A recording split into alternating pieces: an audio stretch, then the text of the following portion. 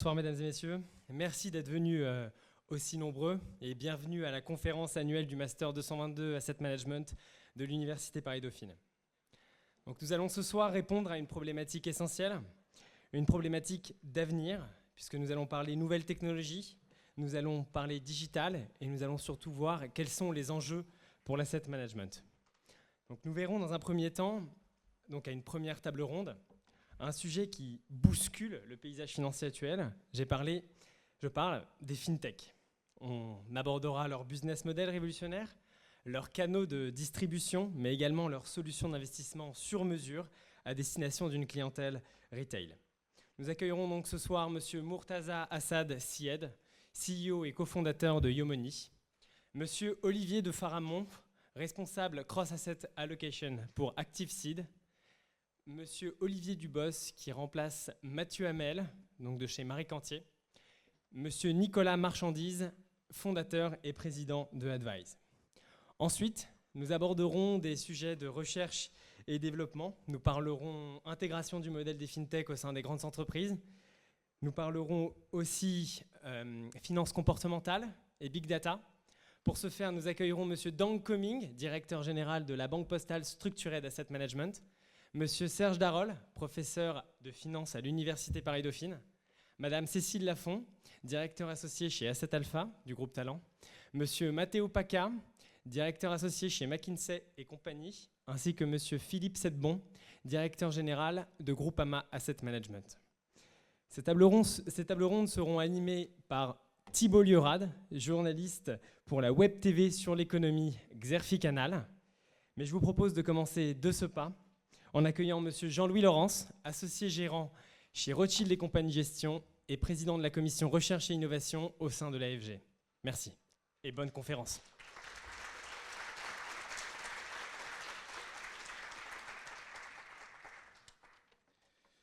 Merci Vivian. Je suis très heureux, mesdames, messieurs, d'être de nouveau dans cette très belle université qui est Paris-Dauphine.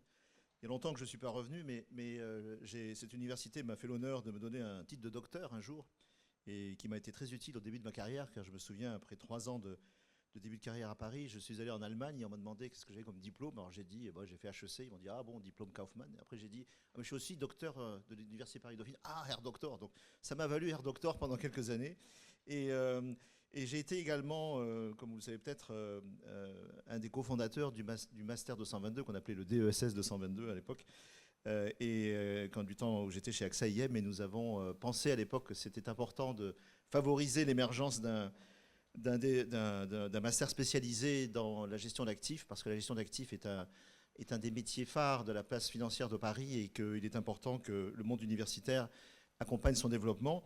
Et je crois que ça a été un grand succès et ce DESS, ou ce master maintenant, est cher à mon cœur. Donc quand Vivian m'a demandé d'intervenir aujourd'hui pour ouvrir cette conférence, j'ai accepté volontiers et je félicite les étudiants pour le choix des thèmes que vous avez retenus. Et c'est vrai qu'en tant que coprésident de la commission recherche et innovation de l'AFG, ce sont des sujets qui nous intéressent. Et je suis même en train actuellement d'animer un groupe de travail qui s'appelle la révolution industrielle de l'asset management. Donc vous voyez qu'on est dans les mêmes thématiques et qu'on y réfléchit. On n'a pas forcément besoin d'être une fintech pour être en train de réfléchir sur la révolution industrielle qui attend ou qui s'offre comme opportunité à l'asset management. Alors, quel est l'avenir de l'asset management ? D'abord, je voudrais rappeler, notamment aux étudiants du master, que l'asset management est un métier d'avenir. La gestion d'actifs est un métier d'avenir, c'est un des plus beaux métiers de la finance. Moi, je crois même que c'est un des rares métiers qui n'ait jamais été contesté, même si de temps en temps on parle mal des hedge funds, mais c'est un peu terminé. Et c'est un métier qui a une vraie utilité sociale. Je dirais même qu'il a une responsabilité sociale. Et je ne dis pas ça par hasard, parce que je crois que cet élément-là, on va le retrouver aussi dans nos réflexions par rapport à la révolution industrielle, par rapport à l'apport de services et de réponses aux épargnants, par rapport à la problématique de la retraite, qui est une vraie problématique à laquelle la gestion d'actifs, au sens large, y compris évidemment la distribution, doit apporter des réponses. Donc la gestion d'actifs est un métier d'avenir, c'est un métier important. Je rappelle que c'est 40 000 milliards d'euros d'actifs gérés dans le monde. Ce chiffre n'a pas beaucoup évolué en 2015 du fait d'un effet marché négatif en fin d'année, mais c'est l'ordre de grandeur. Ça continue de croître et ça continuera de croître. Et je pense que moi, je m'amuse tous les ans à lire les rapports des grands cabinets de stratégie bien connus, qui tous les ans nous prédisent des difficultés, mais chaque année, ils sont en train de dire, bah oui, finalement, c'était une très bonne année. Et donc l'industrie continue de se développer, même si, bien évidemment, elle fait face aussi à des enjeux importants. C'est 120 milliards de revenus, de chiffre d'affaires, 120 milliards d'euros de chiffre d'affaires dans le monde, 40 milliards de profits. C'est une industrie très importante et qui a d'ailleurs pas mal innové ces dernières années. Elle continue d'innover. Il faut savoir qu'il y a à peu près 40% de la collecte de nouveaux fonds qui se fait sur des fonds nouveaux, sur des produits qui ont moins de 2 ans, moins de 3 ans. C'est d'ailleurs le cas chez nous, encore en 2015, que ce soit dans le domaine des ETF, du smart beta, de l'allocation en facteur de risque, des fonds multiclasses d'actifs, des fonds d'infrastructure. La gestion financière innove, ça fait partie de son ADN, elle innove régulièrement. Et c'est grâce à ça qu'elle se maintient en termes de croissance et de profitabilité, même, comme je le disais, il y a quand même des enjeux importants. Pour autant, est-ce que la gestion d'actifs, aujourd'hui, répond correctement aux besoins des épargnants ou même des investisseurs institutionnels? À vrai dire, on peut en douter et on doit en douter. On peut en douter parce que, d'une part, il est bien connu que très peu de gérants actifs sont capables de battre durablement leurs indices de référence. Donc il y a quand même un problème de fond qui se répète, même si certains y arrivent, mais c'est quand même un sujet, au point d'ailleurs que beaucoup de fonds de pension les plus sophistiqués, je dirais, d'Europe du Nord ou d'Amérique du Nord, ne les utilisent plus, ne font plus appel à la gestion active, mais font systématiquement de la gestion de type bêta ou smart bêta. Et puis surtout, trop d'épargnants individuels se voient offrir des produits identiques pour tous, qui ne protègent pas assez le capital quand c'est nécessaire. De temps en temps, on essaie de leur dire qu'il ne faut plus mettre autant d'argent dans le fonds en euros. Donc 50% du C, c'est obligatoire maintenant si tu veux souscrire au fonds en euros. Donc des offres qui ne sont pas adaptées, qui ne protègent pas suffisamment le capital au moment où il le faut, ou au contraire, ne prennent pas assez de risques, et notamment quand il s'agit d'une épargne qui se présente pour une durée d'investissement très longue. Et la notion de temps est une notion, et la notion d'horizon d'investissement est une notion qui n'est pas assez prise en compte. Ces phénomènes-là ont été un petit peu moins vrais en France grâce à l'assurance vie, et notamment à l'assurance vie en euros, mais ils nous rattrapent aussi en France et ils sont beaucoup plus criants dans d'autres pays. Il y a effectivement une défaillance de l'offre de la gestion d'actifs au sens large pour l'épargnant individuel. Mais la cause essentielle, c'est que l'asset manager, la plupart du temps, il n'est pas en contact avec le client final. Il n'est pas en contact avec le client, avec l'investisseur individuel, avec l'épargnant, alors que les besoins d'épargne retraite, alors que les besoins d'épargne tout court sont de plus en plus importants.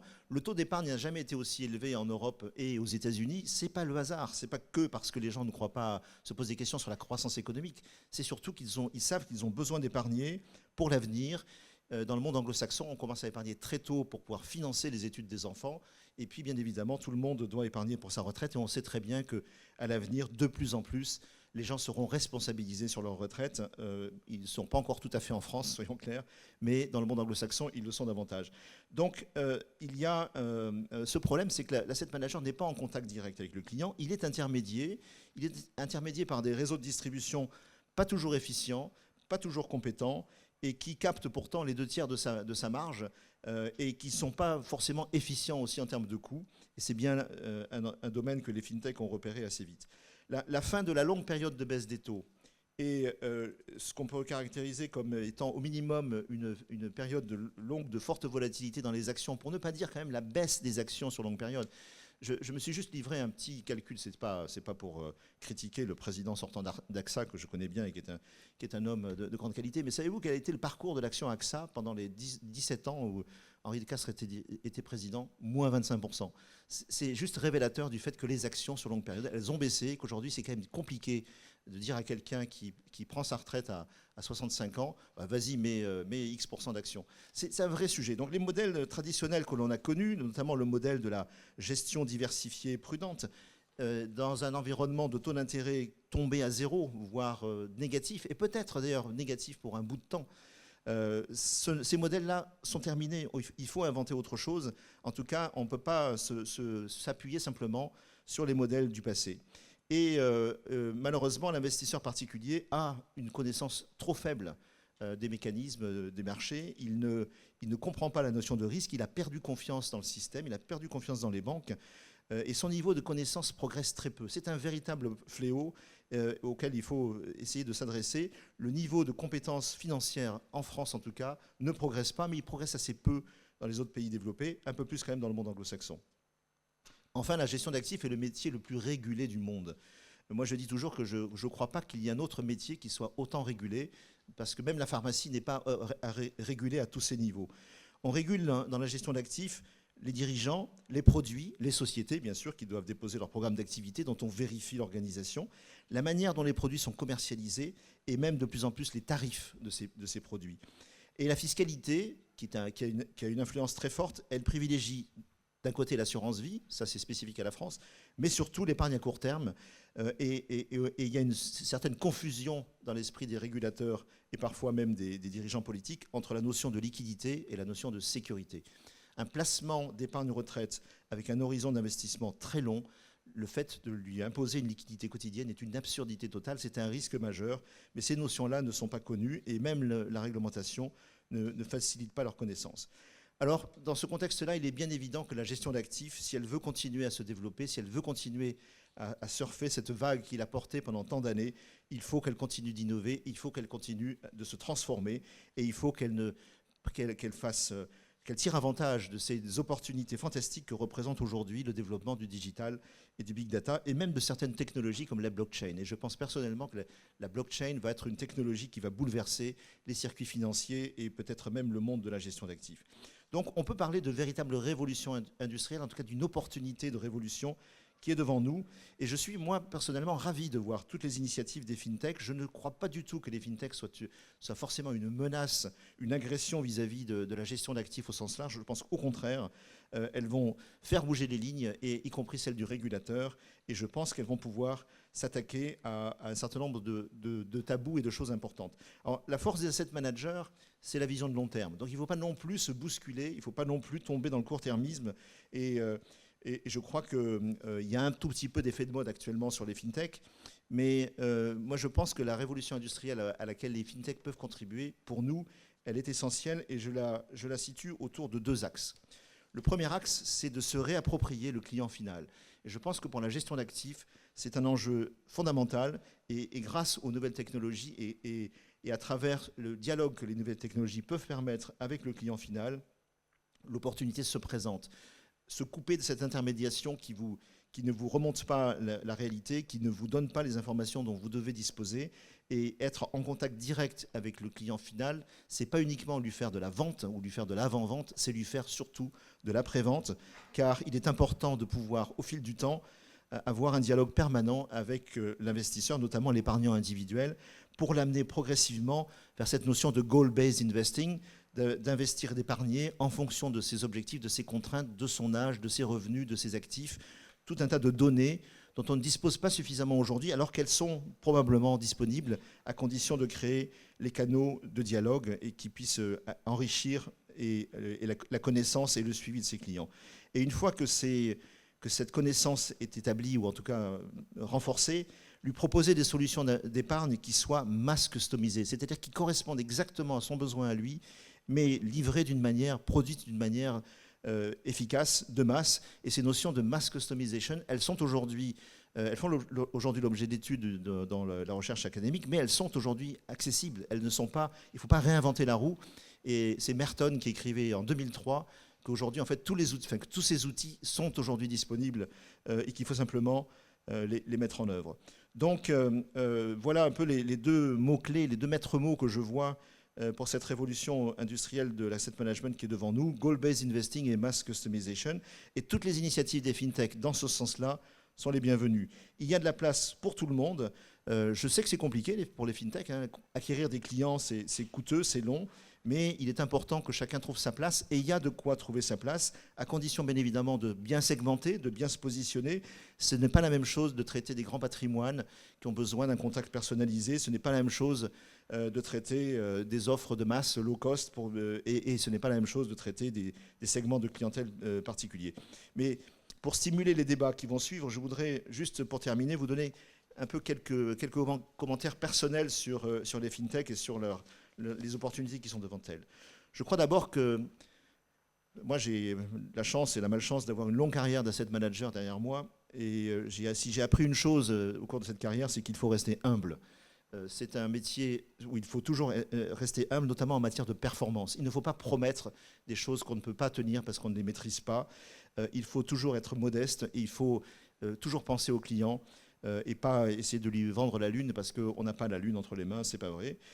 Et que la valeur ajoutée essentielle de la gestion d'actifs, c'est de gérer le risque, c'est de préserver le capital. Ce n'est pas, même si on fait parfois rêver avec des rendements, des performances ici ou là, le métier, c'est pas celui-là. Le métier, c'est de préserver le capital, c'est de gérer le risque à travers des tas de méthodes qui existent. Il y a celle de la diversification, il y a celle de la recherche de primes de risque convexes, et il y a plein de façons de le faire, mais c'est ça notre métier, c'est essentiellement de préserver le capital.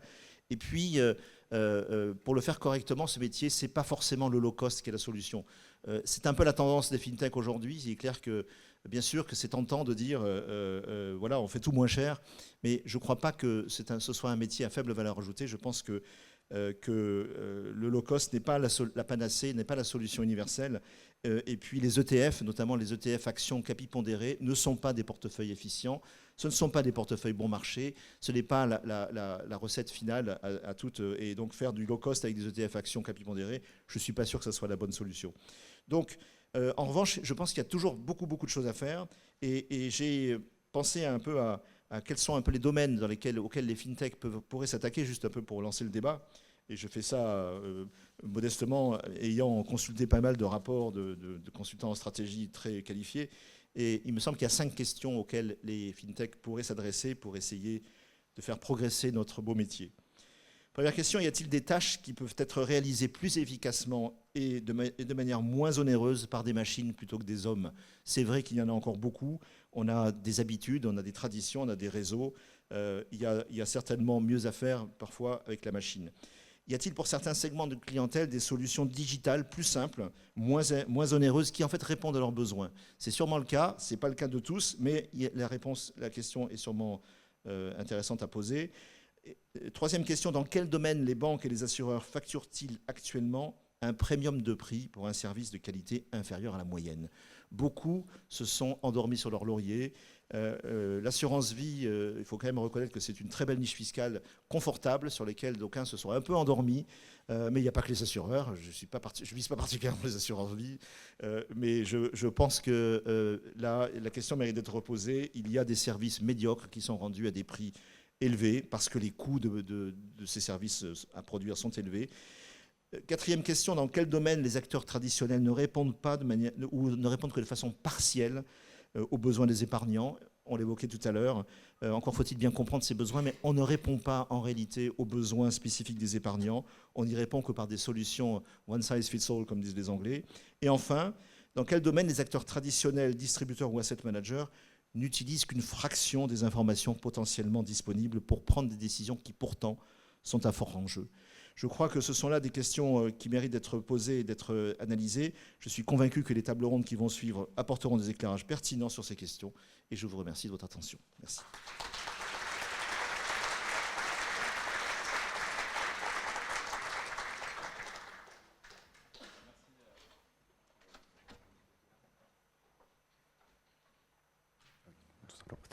Bonsoir, merci à Jean-Louis Laurence pour cette introduction. Donc on va passer tout de suite à la première table ronde que les étudiants ont choisi d'intituler Robot Advisor, style de gestion novateur. Donc on va donner la parole à ces innovateurs, ces représentants des fintech.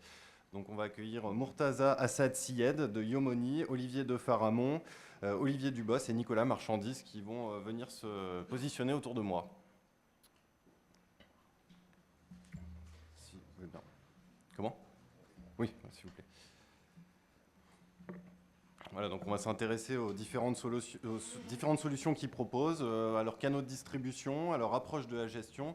Je vais simplement préciser en préambule que j'ai demandé aux étudiants du master de me faire remonter leurs questions et effectivement, il y a eu beaucoup de questions, preuve de la curiosité et de l'intérêt que suscitent ces fintechs. Et je vais vous laisser vous installer, mais on va commencer par un petit tour de table de présentation très rapidement. On va demander à chacun de présenter l'activité et surtout, parce que c'est sans doute là la question importante, en quoi est-ce que vous vous sentez innovant?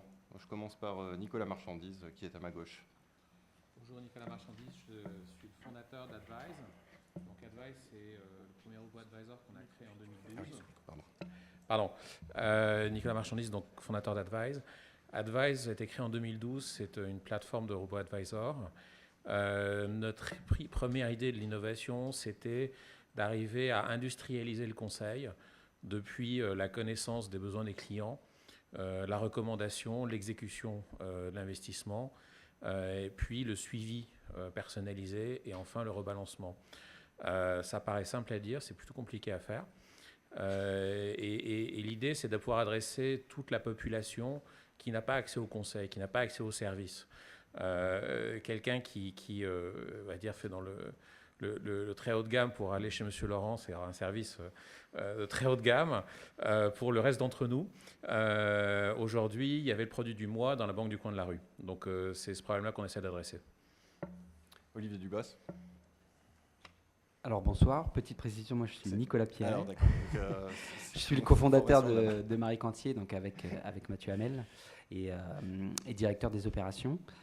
Alors nous, chez Marie Cantier, on se dit que si l'investisseur a le choix de vérifier ce que dit son conseiller, pour voir s'il est en top of things, au top de ce qu'il connaît en tout cas, s'il peut comprendre ce que dit son conseiller, et si ensuite il peut prendre le contrôle pour modifier, il le fera. Et c'est ce que nous avons développé avec Marie Cantier. C'est donc une plateforme de conseil en investissement financier que vous pouvez, donc vous recevez des recommandations d'investissement que vous pouvez comprendre puisque nous vous offrons des outils qui vous permettent de comprendre pourquoi nous vous avons proposé ces recommandations. Vous pouvez les modifier, vous pouvez visualiser très précisément et mesurer le risque que vous prenez, on en parlait tout à l'heure, la mesure du risque, et ensuite, et enfin, vous pouvez valider en 3 clics. Et tout est envoyé sur les marchés financiers. Voilà. Mortaza Satied. Bonjour à tous, merci pour l'invitation. Donc Mortaza Assad, je suis le fondateur ou le cofondateur de Yomoni, qui est également un robo-advisor. La particularité par rapport à mes confrères, c'est que nous sommes société de gestion. Donc on se définit simplement comme la première et la seule société de gestion digitale. Ça veut dire que nous sommes une société de gestion qui distribue et qui produit. C'est-à-dire ça, c'est vraiment la grande innovation par rapport à ce qui existe dans le marché. Vous avez des asset managers en général qui passent par des canaux de distribution et qui sont donc intermédiés avec un processus économique qui est généralement assez douloureux ou en tout cas cher pour le client final. Nous, on a décidé en fait que notre innovation, c'était d'utiliser tout ce qui était technologie digitale pour faire une rupture économique avec le modèle. Et notre mission, elle est simple, c'est d'améliorer le rendement de l'épargne des Français. Donc en réduisant les coûts, en ayant une gestion indicielle et en ayant une gestion qui est extrêmement proche du besoin et du profil de risque du client, on a éliminé un peu les grands travers de ce qui détruit la rentabilité, qui sont les frais, les pertes en ligne de la gestion active et surtout les changements de comportement et l'absence d'être investi, c'est-à-dire l'excès de cash dans les détentions des particuliers. Voilà, c'est simplement ça notre mission et c'est assez ambitieux. Voilà, on va terminer cette présentation par Olivier de Faramond de chez ActiveSeed. Oui, bonsoir, Olivier de Faramond. Donc, je m'occupe de Cross Asset Allocations chez ActiveSeed, qui est une plateforme de collecte online et de gestion de l'épargne retail. Donc, sur une partie qui est le seul réel potentiel de collecte nouvelle sur le marché français et en Europe continentale. Nous sommes une société de conseil indépendant et on insiste sur le fait que ce métier de conseil en investissement indépendant ne s'est jamais vraiment développé. Et donc, il existe un potentiel très, très important. Il est important de détacher, en fait, nous voulons séparer la qualité du conseil en allocation d'actifs de l'acte de gestion, de manière à rester indépendant et cohérent dans le temps. Donc il y a différentes façons de le faire. Il y a toutes les sociétés qui sont là travaillent sur ces thèmes-là. Nous l'abordons avec un billet qui est l'approche thématique qui permet, mais qui n'est pas prioritaire, qui est secondaire par rapport au couple, à la gestion du couple risque-rendement, qui se fait de manière systématique pour l'ensemble des conseils. Voilà, ce tour de table étant fait, je vais m'adresser à Nicolas Marchandise. On va s'intéresser aux performances. Est-ce que vous pouvez nous en parler et notamment comment est-ce que votre service, par exemple, performe-t-il par rapport à une offre, on va dire, classique? Et notamment, la question porterait éventuellement sur le début d'année par rapport à la tendance baissière à laquelle on assiste sur les marchés. Comment est-ce que les robo-advisors performent-ils? Alors, quand on parle performance, ce qui est important, c'est de se replacer dans les objectifs des clients. Et donc, là, depuis le début de l'année, on a tous vu qu'il y avait une baisse des marchés. Notre objectif avec une clientèle assez large, c'est finalement, lorsque les marchés montent, de les suivre. Et lorsqu'un marché baisse, d'arriver à absorber la baisse, à l'amortir et à prendre les bonnes décisions. Et de permettre surtout, chose importante, aux clients d'exécuter ces décisions. Parce que le monde est plein de gens qui auraient pu, qui auraient voulu et qui ont vu des conseils. La différence, c'est que quand on n'a pas un bouton qui fait j'achète, je vends, la performance, on ne peut pas la réaliser. Donc rapidement, depuis le début de l'année, on sait que le CAC a baissé, on sait que l'Eurostoxx, qui est plutôt le benchmark qu'on suit, il a perdu à peu près 6%. Nous, on a dû baisser de 4,5%. Il faut se placer en un horizon un peu plus long quand on investit sur des actions, on n'est pas dans la semaine. Ça fait depuis début 2012 qu'on gère des portefeuilles. Donc depuis 2012, on a fait quoi? On a fait un peu plus de 50% de performance, donc qui est un peu au-dessus de l'Eurostoxx. La différence, c'est que pour les faire, on a pris une vol de 11, alors que la volatilité du marché est 25 sur la même durée. Donc c'est ça qui est important. Si on n'arrive pas à ajuster le risque qu'on prend par rapport au rendement qu'on attend, ça ne sert à rien. Il y a un couple quand même qu'il faut suivre. Murtaza, quelles sont selon vous les raisons de cette performance? Comment est-ce que vous l'analysez? La performance de mon collègue? Non, mais de ces robo-advisors en général. Mais je pense que c'est absolument pas la bonne question. En particulier sur les robo-advisors, puisqu'on vient d'avoir, je pense, une introduction qui a été éclairante et qui a adressé vraiment tous les points juste avant que nous parlions, et qui justement parlait de long terme, de absence de surréaction, de regarder les performances à très court terme. Et donc, c'est justement, si on parle de la performance depuis le début d'année, c'est-à-dire 3 mois, ça n'a aucun intérêt en termes de significativité par rapport à ce qu'on offre aux clients, ou en tout cas ce qu'on veut promettre. On veut surtout pas promettre de la performance. Puisque, en fait, c'est une promesse trompeuse. Donc, de toute façon, il ne faudra pas en parler. Pour nous, Yomoni, c'est assez clair. On est société de gestion. Comme on est en opération depuis 6 mois, on a interdiction de parler de notre performance en dehors d'un cadre de 12 mois, donc on ne va même pas commenter la performance. Et finalement, je trouve ça assez bien fait de la part du régulateur d'obliger le cadre de la communication de performance dans le cadre d'une dimension temporelle qui est un peu plus significative. 12 mois même, ce n'est pas forcément très, très pertinent, mais il faut quand même que le client soit au courant. Et ce que je dirais sur la deuxième critique peut-être à la question, parce qu'elle s'adresse à mon collègue et j'ai un peu envie de lui, quand même, par solidarité, c'est cette question-là n'est pas posée aux asset managers français ou aux asset managers traditionnels. Elle est beaucoup plus posée aux robo-advisors et c'est beaucoup plus intéressant parce que, en fait, que ce soit clair, à la fin de l'année, je pense que les 3 personnes qui seront là, incluant nous, on aura plutôt des bonnes surprises par rapport à l'industrie. Et en fait, on sait que les asset managers, en particulier en France, ont une taille qui est historiquement inversement proportionnelle à leur performance passée. Et essentiellement parce qu'ils sont dépendants d'une distribution captive et que ceux qui n'ont pas de distribution ont dû avoir des performances extraordinaires pour survivre. Donc c'est assez intéressant, on ne va pas citer les marques, mais on sait à peu près les 5 plus gros. Les 5 plus gros en France ont des performances inférieures. Donc les 5 plus gros ont à peu près plus de 100 milliards. Et donc la conséquence, c'est que les boutiques qui ont à peu près entre 2 et 50 milliards ont des performances supérieures à toutes celles qui ont plus de 100 milliards. Parce que sinon, ils ne pourraient pas survivre. Donc en fait, on a un biais sur la distribution qui a favorisé l'absence de performance. Donc c'est plutôt ça, en fait, la question que j'ai envie de vous retourner, c'est finalement, c'est quand même bizarre que le marché français ait systématiquement favorisé les plus mauvais. Olivier Faramond, une réaction sur ce qui vient d'être dit? Sur la performance, on essaye tout simplement effectivement de se placer à très long terme. Quand on parle de long terme, c'est des très long terme. Nous avons des objectifs de gestion et des thèmes de portefeuille thématiques avec des horizons à 2060 et 2050, donc qui sont construits, dont le risque est contrôlé et va varier dans le temps. Donc on ne part pas on ne va pas regarder le premier trimestre. Ce qu'on peut vous dire, parce qu'on a des clients réels depuis un an, puisqu'on a démarré une phase de Friends and Family, le résultat de la diversification est de l'ordre de 7% en performance brute, 6% net, avec une volatilité divisée par 2. C'est simple, c'est sans prétention. Sachez quand même qu'un 7,2% par an pendant 10 ans, vous doublez votre capital.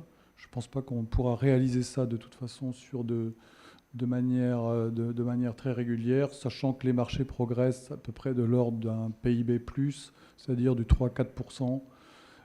Ce sont ces objectifs que l'on tient. Il ne faut pas promettre d'autres choses à nos clients à ce niveau-là. Olivier de Faramond, je vous laisse la parole pour aborder un autre sujet. C'est ce qu'on s'était dit pendant cette préparation de la conférence. Les fintechs ont le mérite d'ouvrir le marché. Alors, quels sont les nouveaux investisseurs à cibler? Vers où cette ouverture du marché va-t-elle? Je pense que là, il y a un croisement aujourd'hui qui est très intéressant. C'est donc la force du digital et surtout la progression de tout ce qui est programmation, capacité informatique, qui est à notre disposition, qui est à la croisée d'un chemin où on a en plus une gestion de l'épargne qui n'a pas beaucoup évolué depuis 30 ans en termes de présentation. Et donc il y a une opportunité à la fois du côté d'un marché où vous avez un advice gap, donc une grande partie de la population qui n'est pas servie.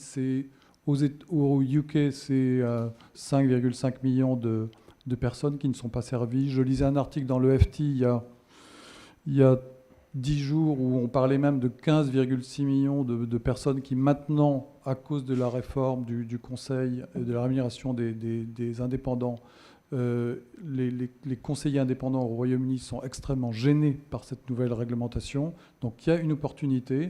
C'est pour ça que nous voulons développer le conseil indépendant à ce niveau-là, et la technologie va nous permettre d'améliorer la productivité dans tous les circuits, dans tous les aspects de l'opérationnel et de contact par l'intermédiaire des réseaux sociaux avec le client. Nicolas Marchandise, même question. Nous, notre vision, c'est qu'il y a un découpage des métiers qui est important entre des gens dont le job est de gérer des poches d'argent, donc des gérants de fonds. Et ce qui est important, c'est d'arriver à réconcilier le besoin des clients, d'un côté, parfois l'aider à l'exprimer à la base, et puis par un processus finalement assez traditionnel de sélection de gérants et de suivi des gérants, d'aligner les planètes entre les besoins des clients et ce qu'ils ont dans leur portefeuille. Et là, je dirais, les Anglais finalement sont assez heureux d'avoir que 5 millions de personnes qui n'ont pas accès au conseil. En France, ils sont plutôt 35 ou 40. Et parce que le produit du mois qu'on vous vend, c'est bien, il faut bien garder le conseiller. C'est la dernière fois qu'on le voit dans sa vie. Et surtout, c'est la dernière fois qu'il vous parle de ce qu'il vous a vendu. On parlait performance tout à l'heure. La chose qui est importante, c'est d'arriver à interpréter les signaux, d'arriver à savoir ce qui se passe, d'arriver à comprendre. Alors la plupart des Français n'ont pas envie de devenir des traders, ils n'ont pas envie de savoir ce que la ratio de Sharpe, ils savent qu'ils ont besoin de X argent dans tant d'années et que voilà le risque qu'ils peuvent prendre. Ça, ils sont capables de l'exprimer. Le reste, c'est le travail des conseillers, c'est le travail des asset managers, et notre rôle, c'est de faire en sorte que tout le monde se parle à un coût raisonnable. Nicolas Piré, est-ce que le client est prêt à jouer le jeu? Comment gagner sa confiance?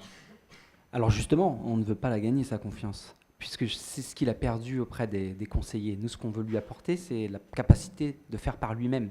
Donc lui donner l'ensemble des outils pour le faire par lui-même. Parce que c'est ce que nous avons constaté quand nous avons lancé Marie Cantier, c'est ce désaveu, cette perte de confiance dans le conseiller qui fait que finalement on met tout son épargne dans un livret A ou dans un fonds euro dans le meilleur des cas. Ce qu'on disait tout à l'heure, effectivement, la plupart du temps, les Français n'ont pas une éducation, on va dire, financière suffisante.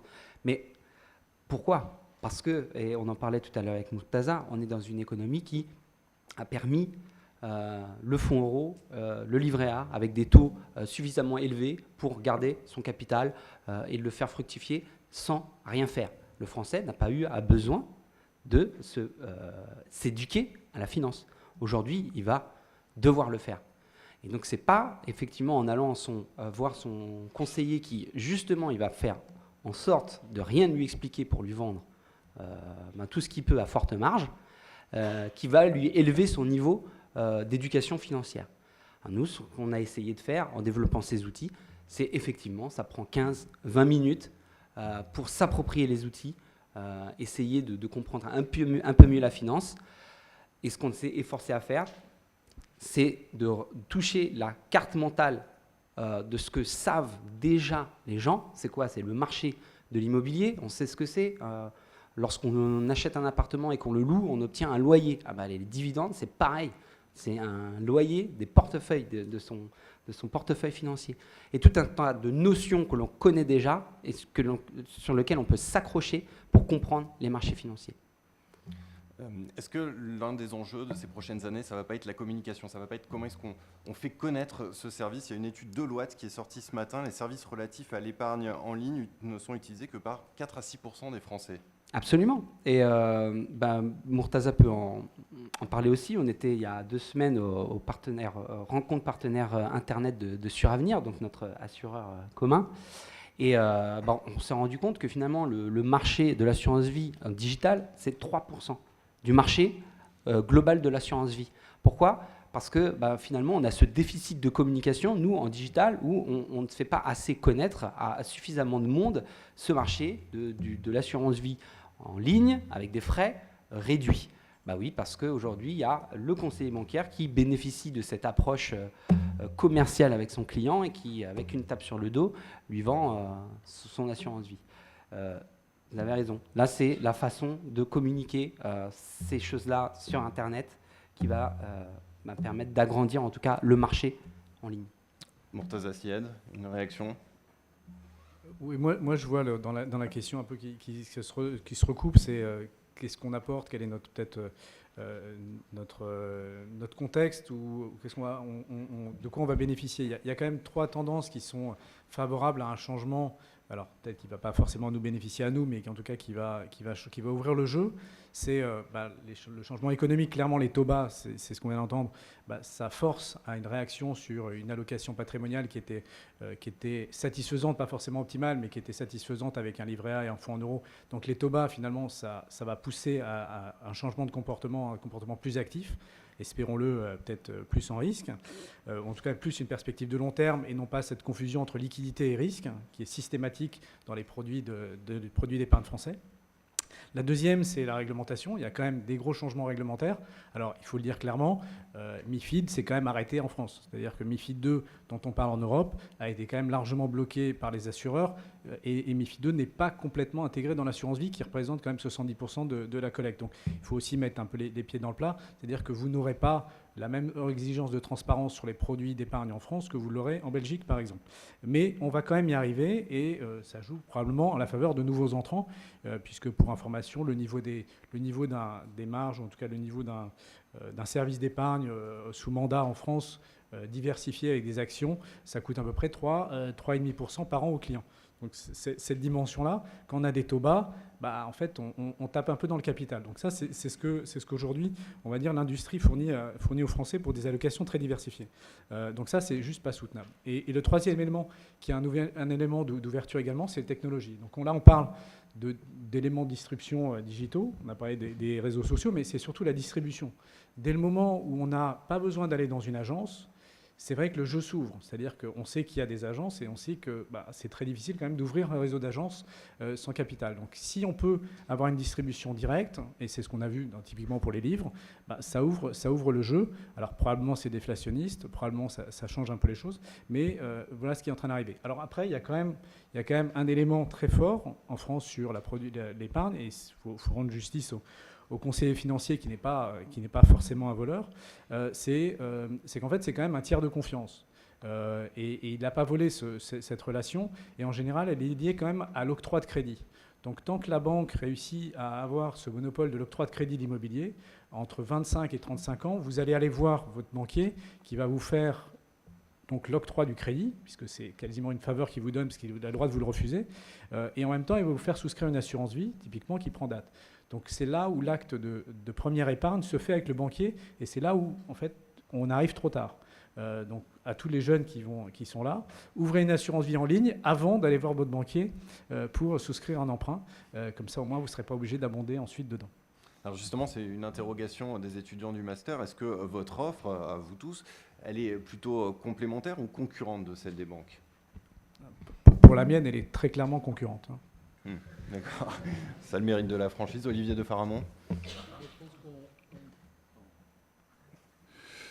N'oublions pas que nous sommes concentrés sur le conseil en allocation d'actifs sur le très long terme. Donc, nous sommes relativement indépendants, il n'y a pas d'affront. Étant conseiller et donc n'étant pas un wealth manager, nous avons besoin d'avoir des partenaires dans ce secteur-là. Nicolas Piret. Alors moi je dirais concurrent des banques, c'est un peu difficile parce qu'ils ont tellement d'activités. Sur cette petite activité d'allocation d'actifs, peut-être qu'on est effectivement concurrent. En revanche, là où effectivement les banques, mais aussi surtout les conseillers en gestion de patrimoine indépendants, on va dire avec des bureaux, eux font vraiment la gestion patrimoniale globale, donc la transmission, la fiscalité, des choses que nous ne faisons pas forcément. Et donc, dans ces cas-là, on est complémentaires. Et Nicolas Marchandise, pour terminer. Alors, clairement, sur l'offre B2C qu'on commercialise depuis 2012, on est concurrent des banques parce qu'on veut toucher le client final avec une proposition de valeur différente. Donc ça, il n'y a pas de doute là-dessus. On a, comme disait Mourtaza, des problèmes réglementaires, notamment au niveau des frais de distribution, des rétrocommissions qui font qu'aujourd'hui, il n'y a pas une grande transparence. Et qui devrait peut-être un jour arriver, mais il y a une ligne Maginot un peu autour de la France. On pense qu'elle sautera plutôt grâce à des gens comme nous et par les usages des consommateurs. Alors, les 4% que vous citiez, en fait, c'est encore pire que ça. C'est 1% de l'épargne des Français qui est gérée par les banques en ligne, ex-courtiers en ligne, donc qui étaient quand même 40 en 99 et qui aujourd'hui sont tous détenus par des banques commerciales. Et ces gens-là ont cassé les prix. Vous payez plus 5% pour une assurance vie, vous payez 0, vous payez plus de frais de courtage, et ça intéresse que 3% des Français. Il y a 600 000 contrats d'assurance vie au total souscrits chez les 15 courtiers en ligne qui existent, certains depuis 20 ans. Donc ça veut dire qu'on a tous essayé de résoudre à cette époque-là, dans la V1, un problème qui n'existait pas. Personne ne se lève le matin en disant « je vais acheter du CAC 40 ». Les gens ils disent j'ai tant d'argent, j'ai besoin pour ma retraite, pour une voiture, pour autre chose, accompagnez-moi, tenez-moi la main, tenez-moi au courant. Et finalement, ce qu'on n'a pas fini de dire sur la performance, c'est que tous les outils existaient. Enfin, vous avez dans toutes les plateformes qui existent, vous pouvez accéder à toutes les bourses, tous les outils, mais 1% du marché, parce que ça n'intéresse pas les gens et parce qu'ils n'ont pas tous fait des belles études comme vous, et même ceux qui les ont faites, ils ont autre chose à faire dans la vie. Donc nous, on essaie de changer les usages et d'apporter aux clients des solutions pour leur épargne. Donc il va encore être beaucoup de questions de ce sujet d'opposition ou de complémentarité entre FinTech et banque traditionnelle dans la deuxième table ronde. Mais avant, on va demander à la salle s'il y a des questions. On va prendre 10 minutes avant de passer à la seconde table ronde. Alors, est-ce que quelqu'un a une question? Sinon, on en a d'autres en réserve.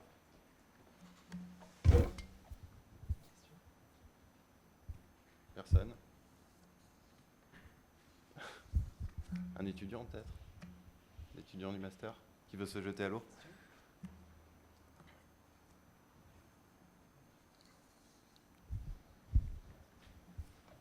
C'est la première, la plus difficile.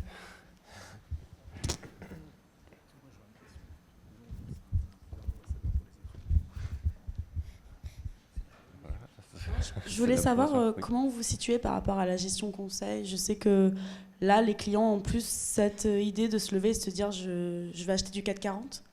Donc comment vous cherchez plutôt à cibler cette clientèle ou, Qui veut répondre? En fait, on essaye d'abord de répondre à des besoins. C'est-à-dire que les gens, ils ont un capital où ils veulent se construire et ils ont besoin de comprendre quelles sont les étapes pour y arriver, premièrement, et ensuite d'avoir un suivi une fois qu'ils ont investi. Parce que quand on a beau avoir tous les outils, quand il y a des mouvements de marché, la question c'est est-ce que c'est normal et il ne faut rien faire ou est-ce qu'au contraire il y a un changement de paradigme. Pour vous donner un exemple, on est en 2001, la bulle Internet explose. Moi, j'ai vu des conseillers qui me disaient France Télécom a perdu 40%, faut en racheter, ça a monté. C'était pas une bonne idée. A contrario, l'été dernier, toutes les classes d'actifs se sont effondrées en mois d'août, et notre conseil à tous nos clients, c'était ne faites rien.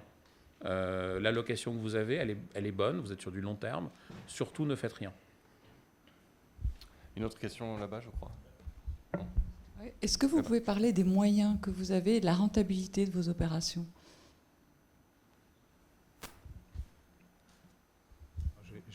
Allez-y, si vous voulez. Je pense que vous êtes plus ancien.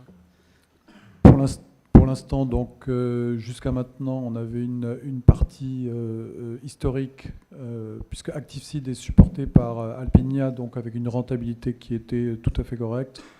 Même avec une très petite taille, donc qui nous permet de conserver un état d'esprit de start-up qui est très important. Dans cette phase d'accélération que nous connaissons depuis 2016, puisqu'en fait le site ActiveSeed n'est ouvert au public que depuis 3 mois, donc il a tous les défauts de jeunesse, mais qu'ont connu exactement les Américains sur ces mecs qui ont 5 ans d'avance sur l'Europe, ont connu ces mêmes défauts. Nos calculs montrent que en fait, les rentabilités, les return on equity qu'on peut dégager sur un horizon de 5 ans et de 10 ans sont très élevés. Je ne peux pas vous donner les chiffres actuellement, mais ils sont très très positifs. C'est une très bonne rentabilité pour les investisseurs, dans la mesure où vous avez d'abord une période de 2 ans, 5 ans qui est relativement délicate en termes de financement. Donc c'est assez simple. Si vous regardez les meilleurs qui sont à New York et qui sont au Betterment dans les RoboAdvisor, vous voyez qu'en fait dans les 3 premières années, il ne se passe rien en termes de collecte. Et au bout d'un moment, si vous avez un bon modèle et vous continuez à faire votre travail de manière extrêmement régulière, en améliorant votre service, l'expérience client, sur l'expérience de l'internaute sur le site et le contact, il y a une phase où les choses commencent à partir et donc c'est ce que l'on va certainement observer sur les modèles en France. Question là-bas. Bonsoir. Moi, j'avais juste une question par rapport à la réponse des banques ou des asset managers traditionnels. Comment est-ce que vous l'imaginez dans un délai temporel? Est-ce que vous l'appréhendez ou comment vous pensez y faire face? Mortaza. J'imagine que c'est pour nous. Moi, je pense qu'elle va être redoutable. D'ailleurs, on les voit souvent. Il y a énormément de cabinets de conseil qui nous posent des questions pour ensuite expliquer aux grandes banques, aux grands assureurs ce qu'il faut faire, parce que tout le monde se pose la question. Je pense qu'ils ont déjà la réponse, ils ont déjà les moyens, mais ils ont une vraie vulnérabilité de modèle. C'est-à-dire, c'est un peu l'histoire du judo economics, où je ne dis pas que nous, on est fabuleux, je dis juste qu'eux, en fait, sont tellement rentables sur un modèle qui est insoutenable, que ça va être très difficile pour eux de se retourner. C'est-à-dire que quand vous avez une activité qui vous génère à peu près entre 200 et 300 points de base, avec une distribution intermédiaire que vous rémunérez, qui est soit en propre, soit intermédiaire, c'est très difficile de sortir vous-même un produit qui va vous avoir une rentabilité de 60-80 points de base. Alors que c'est celle-là qui, effectivement, serait en face de nous. C'est un peu le phénomène Free contre France Télécom. À un moment, j'étais consultant. La réponse de France Télécom, quand à cette époque, ils gagnaient encore de l'argent sur la location des combinés téléphoniques. Il faut se rendre compte qu'ils gagnaient de l'argent sur la location des combinés. C'est-à-dire, il y avait encore des petites vieilles qui payaient tous les mois quelque chose dont elles ne savaient même plus qu'elles payaient. pourquoi ils vont se tirer une balle dans le pied à faire une offre à 30 €? Et donc, c'est un peu ça l'histoire des banques et de la banque assurance. C'est pourquoi ils vont se tirer une balle dans le pied alors qu'ils ont à peu près 1600 milliards qui rapportent quand même assez confortablement pour essayer de nous écraser, alors qu'on est effectivement, en tout cas dans les 3 premières années, je pense, encore pour des montants relativement ridicules. Donc, moi, je pense qu'ils la déclenchent quand ils veulent, la guerre nucléaire. Le seul truc, c'est que c'est vrai que c'est eux qui vont subir les premières conséquences. Donc, c'est plus une décision stratégique de leur part. Moi, j'allais prendre l'exemple d'Air France, c'est-à-dire que Air France avait une filiale qui s'appelait Air Inter, ça ressemblait à EasyJet, il y avait du Orange, c'était pas complètement fini, ils ont préféré la tuer plutôt que la développer. On est 20 ans plus tard, EasyJet, c'est quoi, 50% du marché européen. Et quand on parle des banques et de la distribution financière, il ne faut pas oublier que presque 90% de l'épargne française est distribuée par la banque assurance. Les CGP, c'est 7%, les banques en ligne, c'est 3%. Donc, effectivement, on a une verticalisation. Le concept de banque universelle a été très bien vendu par les banques européennes et françaises aux régulateurs. Et quand on fabrique du produit qui part de la salle des marchés, qui descend la structuration, qui passe par l'AM et qui est évacué par le réseau, et que ça marche bien, vous n'avez pas de raison de changer ce qui fonctionne. Nous, on pense que le changement va arriver par d'autres acteurs qui sont moins intégrés, qui peuvent être soit des distributeurs indépendants, soit d'autres banques moins intégrées verticalement, et qui vont se dire que finalement, une forme de robo-advisor peut apporter quelque chose. On l'a vu aux États-Unis, on le voit en Angleterre. C'est pas complètement antinomique, à condition qu'on commence à se replacer dans une notion de service et pas dans une notion de fabrication de produits qu'on doit distribuer. Moi, je rajouterais quelque chose justement sur la partie banque en ligne. Et c'est là où c'est intéressant, et c'est peut-être, on va tous être spectateurs de ça, c'est que pour l'instant, la réponse, elle vient effectivement des Boursorama, des ING Direct, et des Fortuneo, et Before Bank, et Hello Bank. Et on voit, c'est que les banques ont décidé de garder le même modèle. Et que Boursorama, donc même si ça paraît absurde, ou en tout cas choquant, Boursorama est extrêmement cher sur les services d'épargne. Parce que comme en fait, ils ont juste transporté la banque dans un modèle en ligne. Ça veut dire la banque, c'est quoi aujourd'hui, la banque universelle? C'est une subvention croisée entre une activité qui est coûteuse et qui est vendue gratuitement, la tenue de compte du compte courant, et quelque chose, et également le crédit sur lequel on fait quand même de la subvention croisée, et des services d'épargne qui sont surmargés parce que c'est là où on se rentabilise. Et la banque en ligne a volontairement gardé ce modèle-là. Donc ça, c'est principalement parce que sinon, ça a attaqué le réseau. Donc ça crée quand même que Boursorama, donc pour information, un mandat géré Boursorama, ça coûte entre 2,5 et 3,5%, alors que c'est facturé facialement 0,85. En fait, le vrai coût, c'est quand même à peu près 3%. Donc c'est quand même beaucoup plus important que ce que vous pourrez croire en disant la banque en ligne, finalement, c'est pas cher. Et la réplique, par contre, de Boursorama par rapport à des offres comme la nôtre, ou même en général par rapport à des courtiers en ligne, c'est la vente à prime. Et donc là-dessus, c'est de savoir combien de temps on peut durer, nous, quand Boursorama file 100 € pour filer un produit margé à 3%. Nous, on ne peut pas tenir très longtemps quand ils font ça. Parce que 100 €, quand même, c'est quand même assez intéressant. Donc la réplique, on l'a déjà par les banques en ligne. Maintenant, il faut voir si Boursorama a un gros problème quand même de modèle, quand même, parce que acheter ses clients pour ensuite avoir des gens qui vont peut-être partir quand ING les paiera pour avoir aussi 100 €, ils n'ont pas résolu leur problème. Donc on va voir. Une dernière question peut-être? 2 encore? D'accord, très bien. Bonsoir. Pour l'heure, nous sommes dans une révolution économique digitale. Dans quelques années à venir, est-ce que vous pensez de réécrire les API pour révolutionner les blockchains et les chaînes de valeur pour accéder un peu plus vite? Parce que le réseau dans l'avenir sera révolutionnaire. Quel enjeu envisagez-vous? Alors c'est intéressant, mais avant de réécrire, il faut d'abord les écrire. Parce que les banques commerciales ont réussi une autre chose qui était de faire que le client n'est pas propriétaire de sa donnée. C'est-à-dire que si vous voulez dire je dépose mon argent à la BNP, mais je pense qu'un gérant d'une autre banque sera meilleur, ce n'est pas possible. Si vous êtes institutionnel, oui. Si vous êtes particulier, non. Donc en fait, vous devez gérer l'argent là où il est déposé et on va vous proposer les produits de la maison en général. Donc l'Open API, c'est un vœu pieux. L'Angleterre essaye de le faire. Aujourd'hui, en France, ça existe que par un moyen détourné qui est le scrapping. Un chiffre intéressant, ING Direct, c'est la seule banque étrangère implantée en France en plus de 100 ans. Toutes les autres sont venues et reparties. Et ils ont un peu plus d'1,3 million de clients. Bankin, qui est un agrégateur de données, a 1,5 million d'utilisateurs en 3 ans.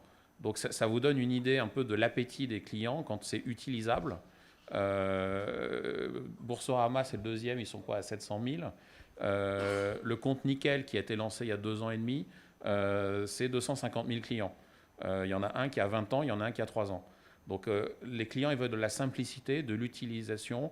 Et effectivement, le jour où on pourra découpler l'endroit où on stocke l'argent, l'endroit où on va chercher le conseil et l'endroit où on exécute, ce qui est un modèle qu'on connaît tous en institutionnel, mais par des couches de frais et par une fermeture, une non-existence des API, le marché du retail a interdit ce genre de choses. Une dernière question du public. Bonsoir. Vous n'avez pas abordé, je trouve, la question technologique, en fait. Donc, quels sont les outils technologiques dont vous disposez aujourd'hui pour exercer votre métier et qui fait que vous avez un avantage par rapport aux asset managers traditionnels? Merci. Qui veut répondre sur cette question de la technologie? Nicolas Pierret. Justement, parlons-en de la technologie. Alors nous, ce que l'on a fait, c'est que finalement, on n'a pas réinventé la roue. On est passé de tournevis à la visseuse des visseuses. Qu'est-ce qu'on a fait? On a utilisé toute la technologie disponible pour aller chercher la donnée là où elle était. Ce qu'on a fait ensuite, c'est récupérer cette donnée et de la mettre dans des bases de données type Elasticsearch. Alors là, on rentre dans des choses complexes, mais c'est des nouvelles technologies qui nous permettent d'absorber d'énormes quantités de données et de les robustifier pour en donner une donnée cohérente. Donc ça, c'est la première technologie qu'on a utilisée. Ensuite, on va utiliser toute l'intelligence artificielle. C'est un grand mot. Il y a des formules, des moteurs d'intelligence artificielle pour déduire de ces données des choses cohérentes et permettre d'apporter un conseil, une allocation d'actifs intelligente. Donc l'intelligence artificielle est le deuxième, on va dire la deuxième technologie que nous utilisons. Et enfin, on a utilisé le HPC, High Performance Computing. Qu'est-ce que c'est? C'est, on va dire, des énormes calculateurs qui permettent de faire des calculs avec une rapidité extrême. On ne l'a pas en interne, donc on l'a utilisé gratuitement par notre partenariat avec l'Université Paris-Jussieu. Qu'est-ce qu'on fait avec?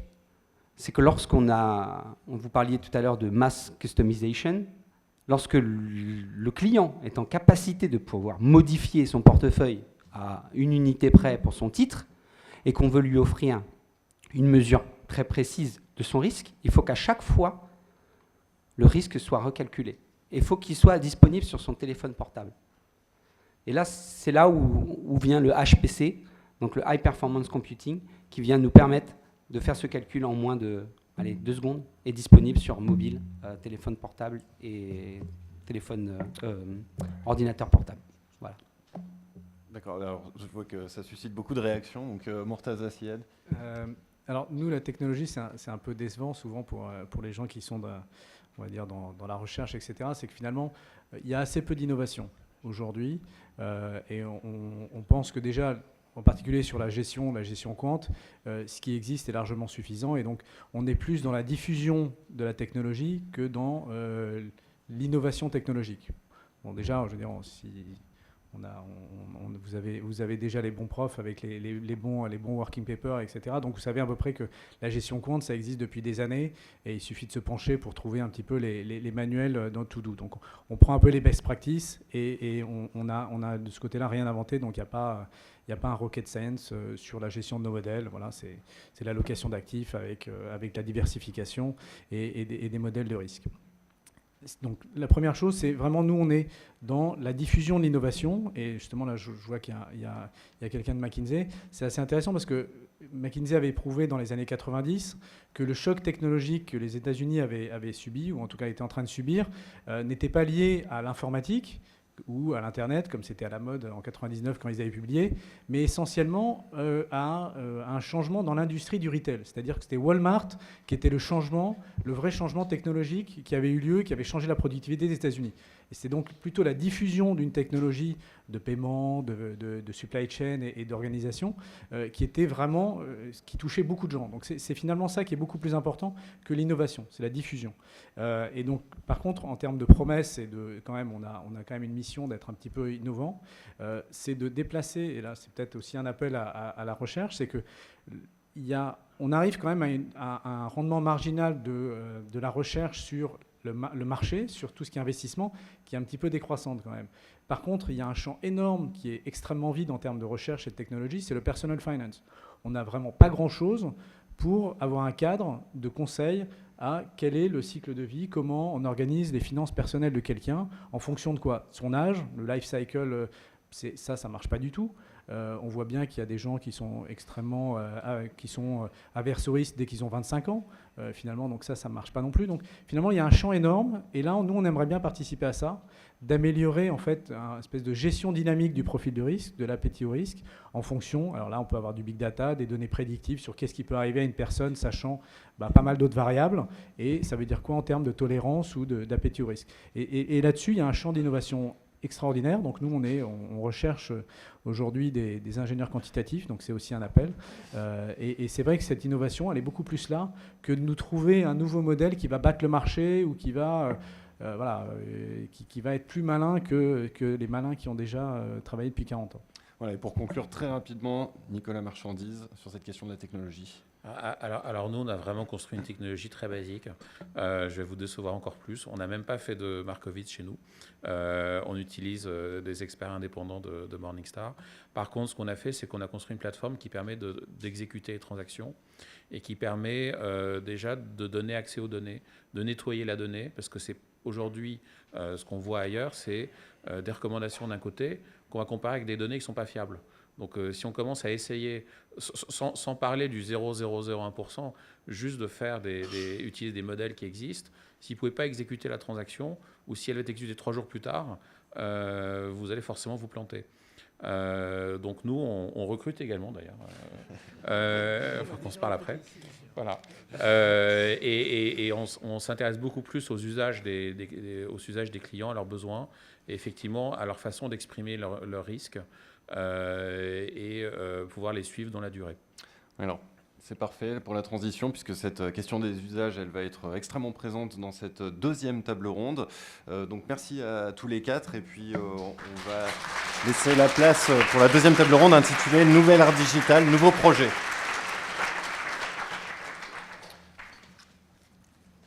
Je vous invite à venir autour de moi.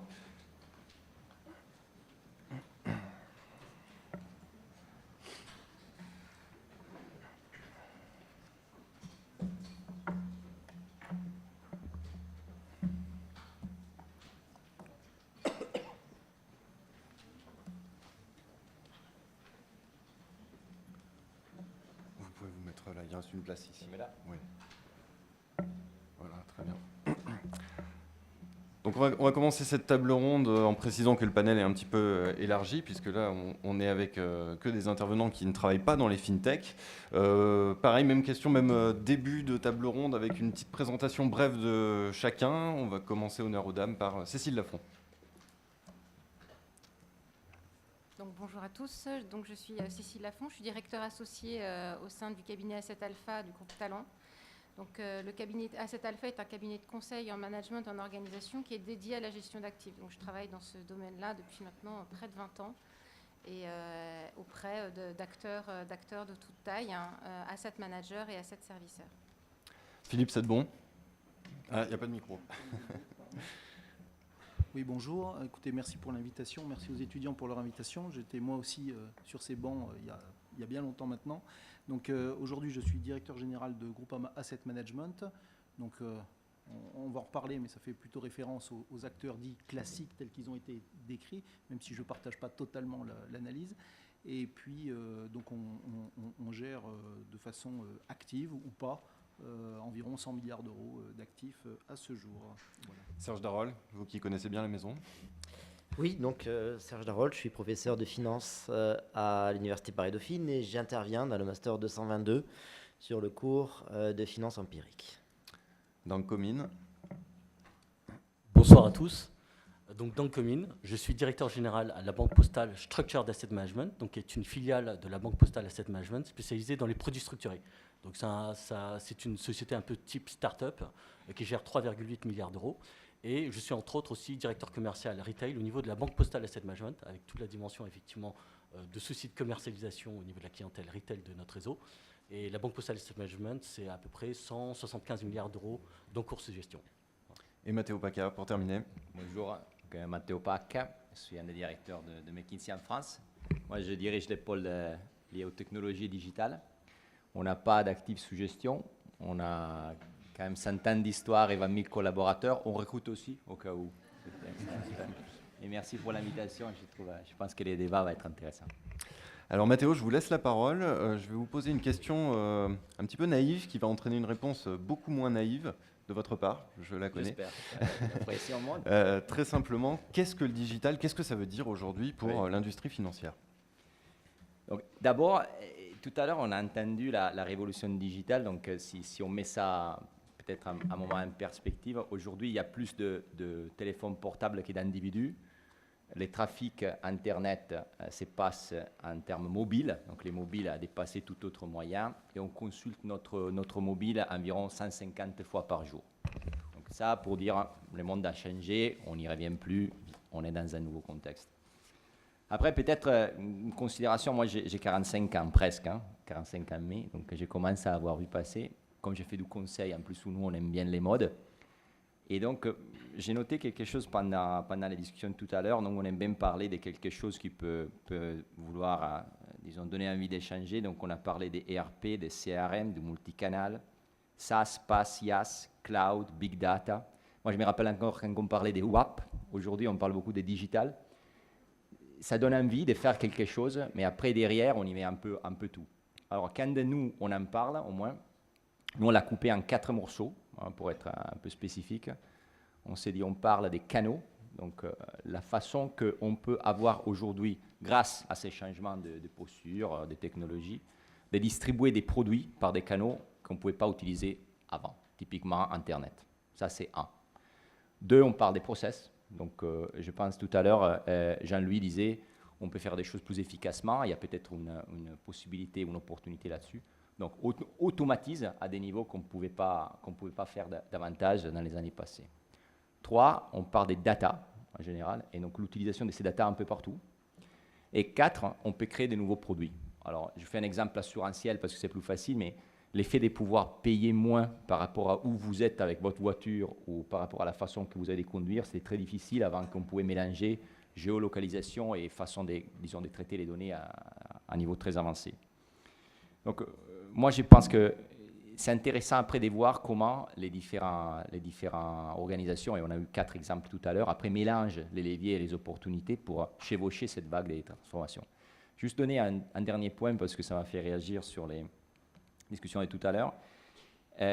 Même si on innove beaucoup, je pense que c'est intéressant aussi de se dire qu'il doit y avoir un élément de prudence là-dessus parce que là, par exemple, il y a plein de choses qui se font, mais je pense qu'on pourrait mesurer les échelles entre des milliers, des milliards d'euros d'un côté et quelques centaines de milliers d'euros de l'autre. Donc, ces changements qui s'est fait prendront un certain temps.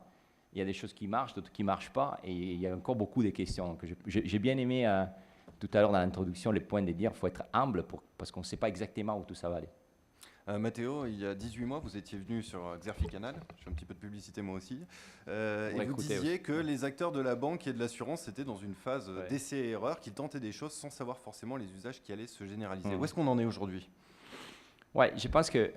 Alors, j'ai appris, je ne sais pas si vous avez remarqué, j'ai un petit accent italien, mais en arrivant en France, j'ai vu que les Français utilisaient beaucoup un terme anglais qui était POC. Tout le monde faisait des POC, Proof of Concept, okay? Des POC. Donc, je pense que il y a pas mal d'expérimentations là-dessus et il y a des POC qui commencent à marcher. Ça, moi, je trouve c'est bien.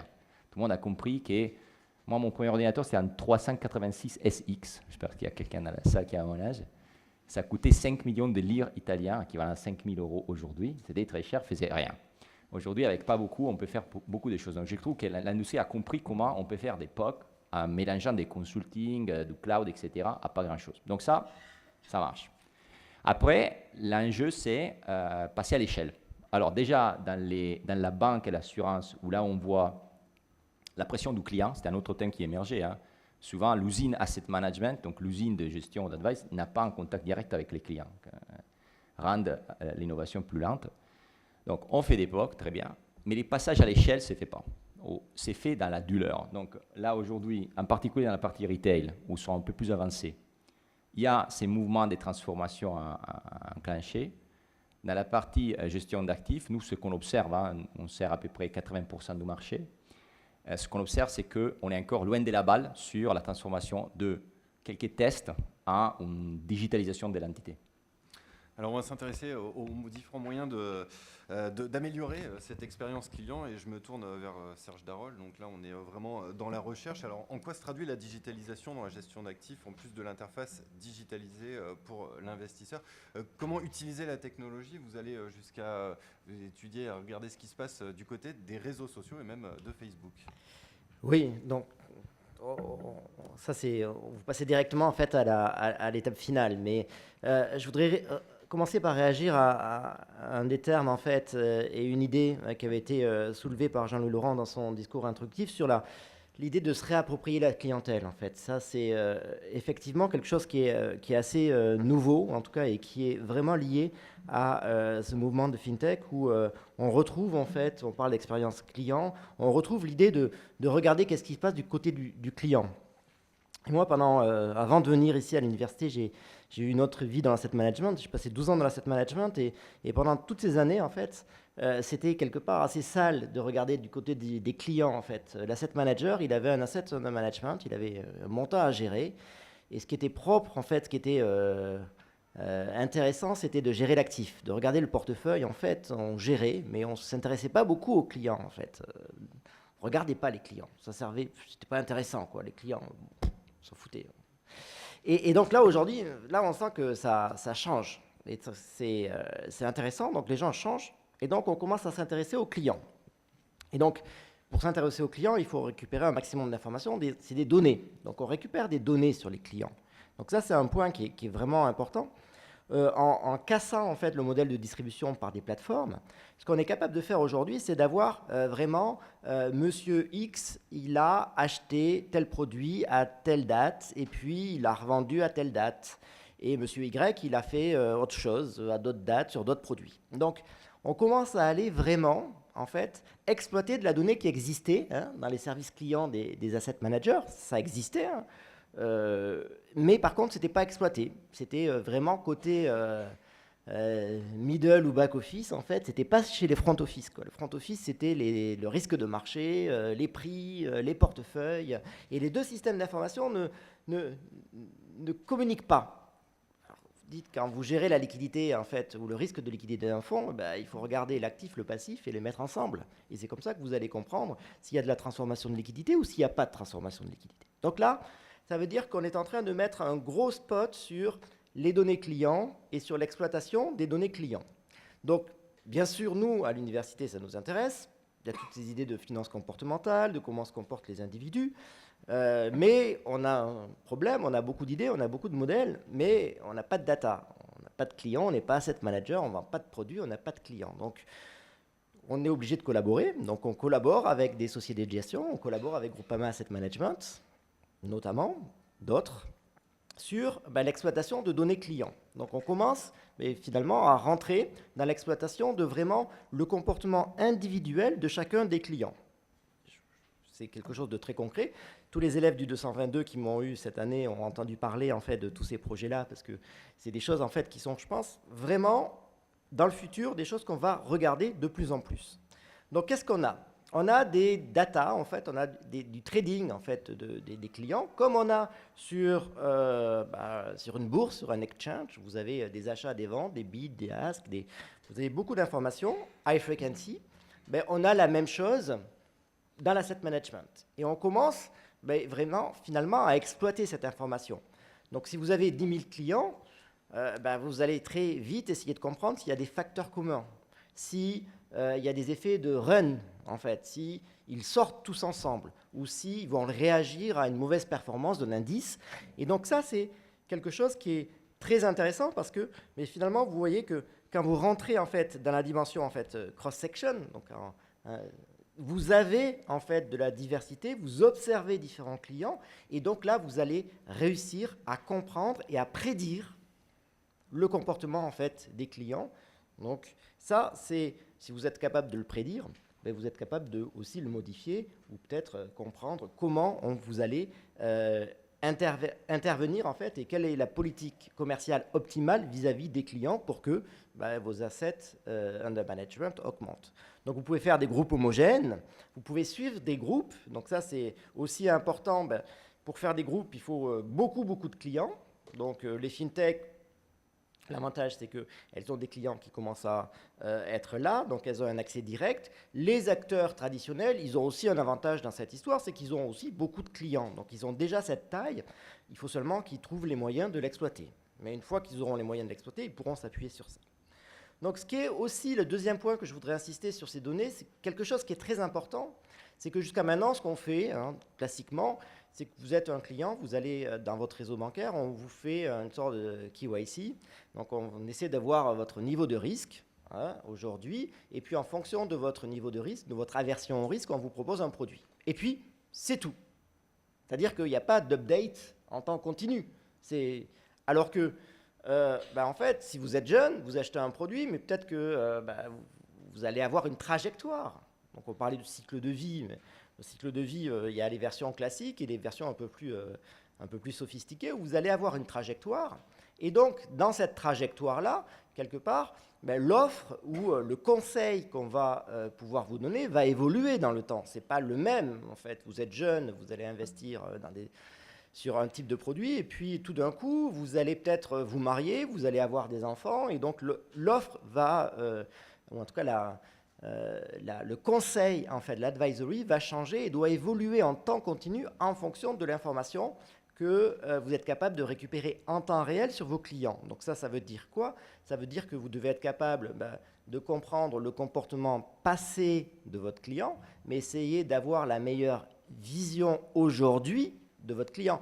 Donc si vous pouvez, et c'est là que je vous rejoins, si vous pouvez vous connecter aussi à ces informations Facebook, si vous voyez qu'il change de statut, quelqu'un qui a 25 ans ou 30 ans qui change de statut, peut-être qu'il va prendre une trajectoire, il va y avoir cette bifurcation en fait, et il va prendre une trajectoire qui est la trajectoire de l'individu qui a cette tranche d'âge et qui prend cette caractéristique-là à cette date-là. Donc ça, c'est vraiment important, je pense, d'être capable aussi de vraiment aller chercher une vision dynamique des choses et pas statique. Donc les perspectives, et j'en finirai sur ça. Donc qu'est-ce qui va se passer? Donc on va avoir de plus en plus de données, donc ça va être un challenge pour nous. Aujourd'hui, on n'est peut-être pas forcément équipés, nous, à l'université, pour aller chercher, traiter toutes les données dont on dispose aujourd'hui. Dans le projet dont je vous ai parlé avec Groupama et d'autres sociétés de gestion, on commence à avoir des questions de taille. Comment va-t-on traiter toutes ces données? On parle de millions, voire, si on place au niveau, de milliards de trades. Donc comment on les intègre? Comment finalement on va avoir des méthodes statistiques pour sortir des facteurs communs dont je parlais? Et la deuxième chose vraiment, c'est plus de modèles. Donc c'est bien d'avoir des data, et souvent dans cette logique de big data, on dit finalement on a beaucoup de data, donc on n'a pas besoin de modèles, il suffit juste d'aller extraire l'information. Là, on est vraiment dans une logique où on parlait aussi, j'ai bien aimé mass customization, c'est des produits de masse, mais quand même qu'on va customiser. Donc ça veut dire qu'il y a différentes trajectoires. Il va falloir adapter des produits pour répondre aux besoins de ces différentes trajectoires. Donc, qu'est-ce qu'on est en train de faire? On est en train de faire ce qu'on sait faire, de la LM, en fait, Asset Liability Management, mais au niveau individuel, c'est-à-dire des millions et des millions d'ALM individuels. Donc, moi, je n'ai pas les modèles pour faire ça. Donc, il y a beaucoup de travail sur les 10 prochaines années autour de ces idées-là en termes de recherche. Cécile Lafont, je vous passe la parole. Qu'est-ce que ça vous inspire? Comment exploiter cette masse de données à disposition et cette masse de données qui est appelée à croître encore dans les prochaines années? Je pense que le leitmotiv en fait, qu'on entend depuis le début, c'est remettre du lien entre le producteur et le consommateur final. Je pense que c'est ça, finalement, ce que cette masse d'informations va apporter en priorité aux asset managers, c'est de remettre du lien entre le producteur qu'ils sont et le consommateur final. Mais finalement, un asset manager aujourd'hui, quand il monte un produit, quand il crée un produit, il va le créer pour le premier lien qu'il a vis-à-vis de son consommateur. Donc,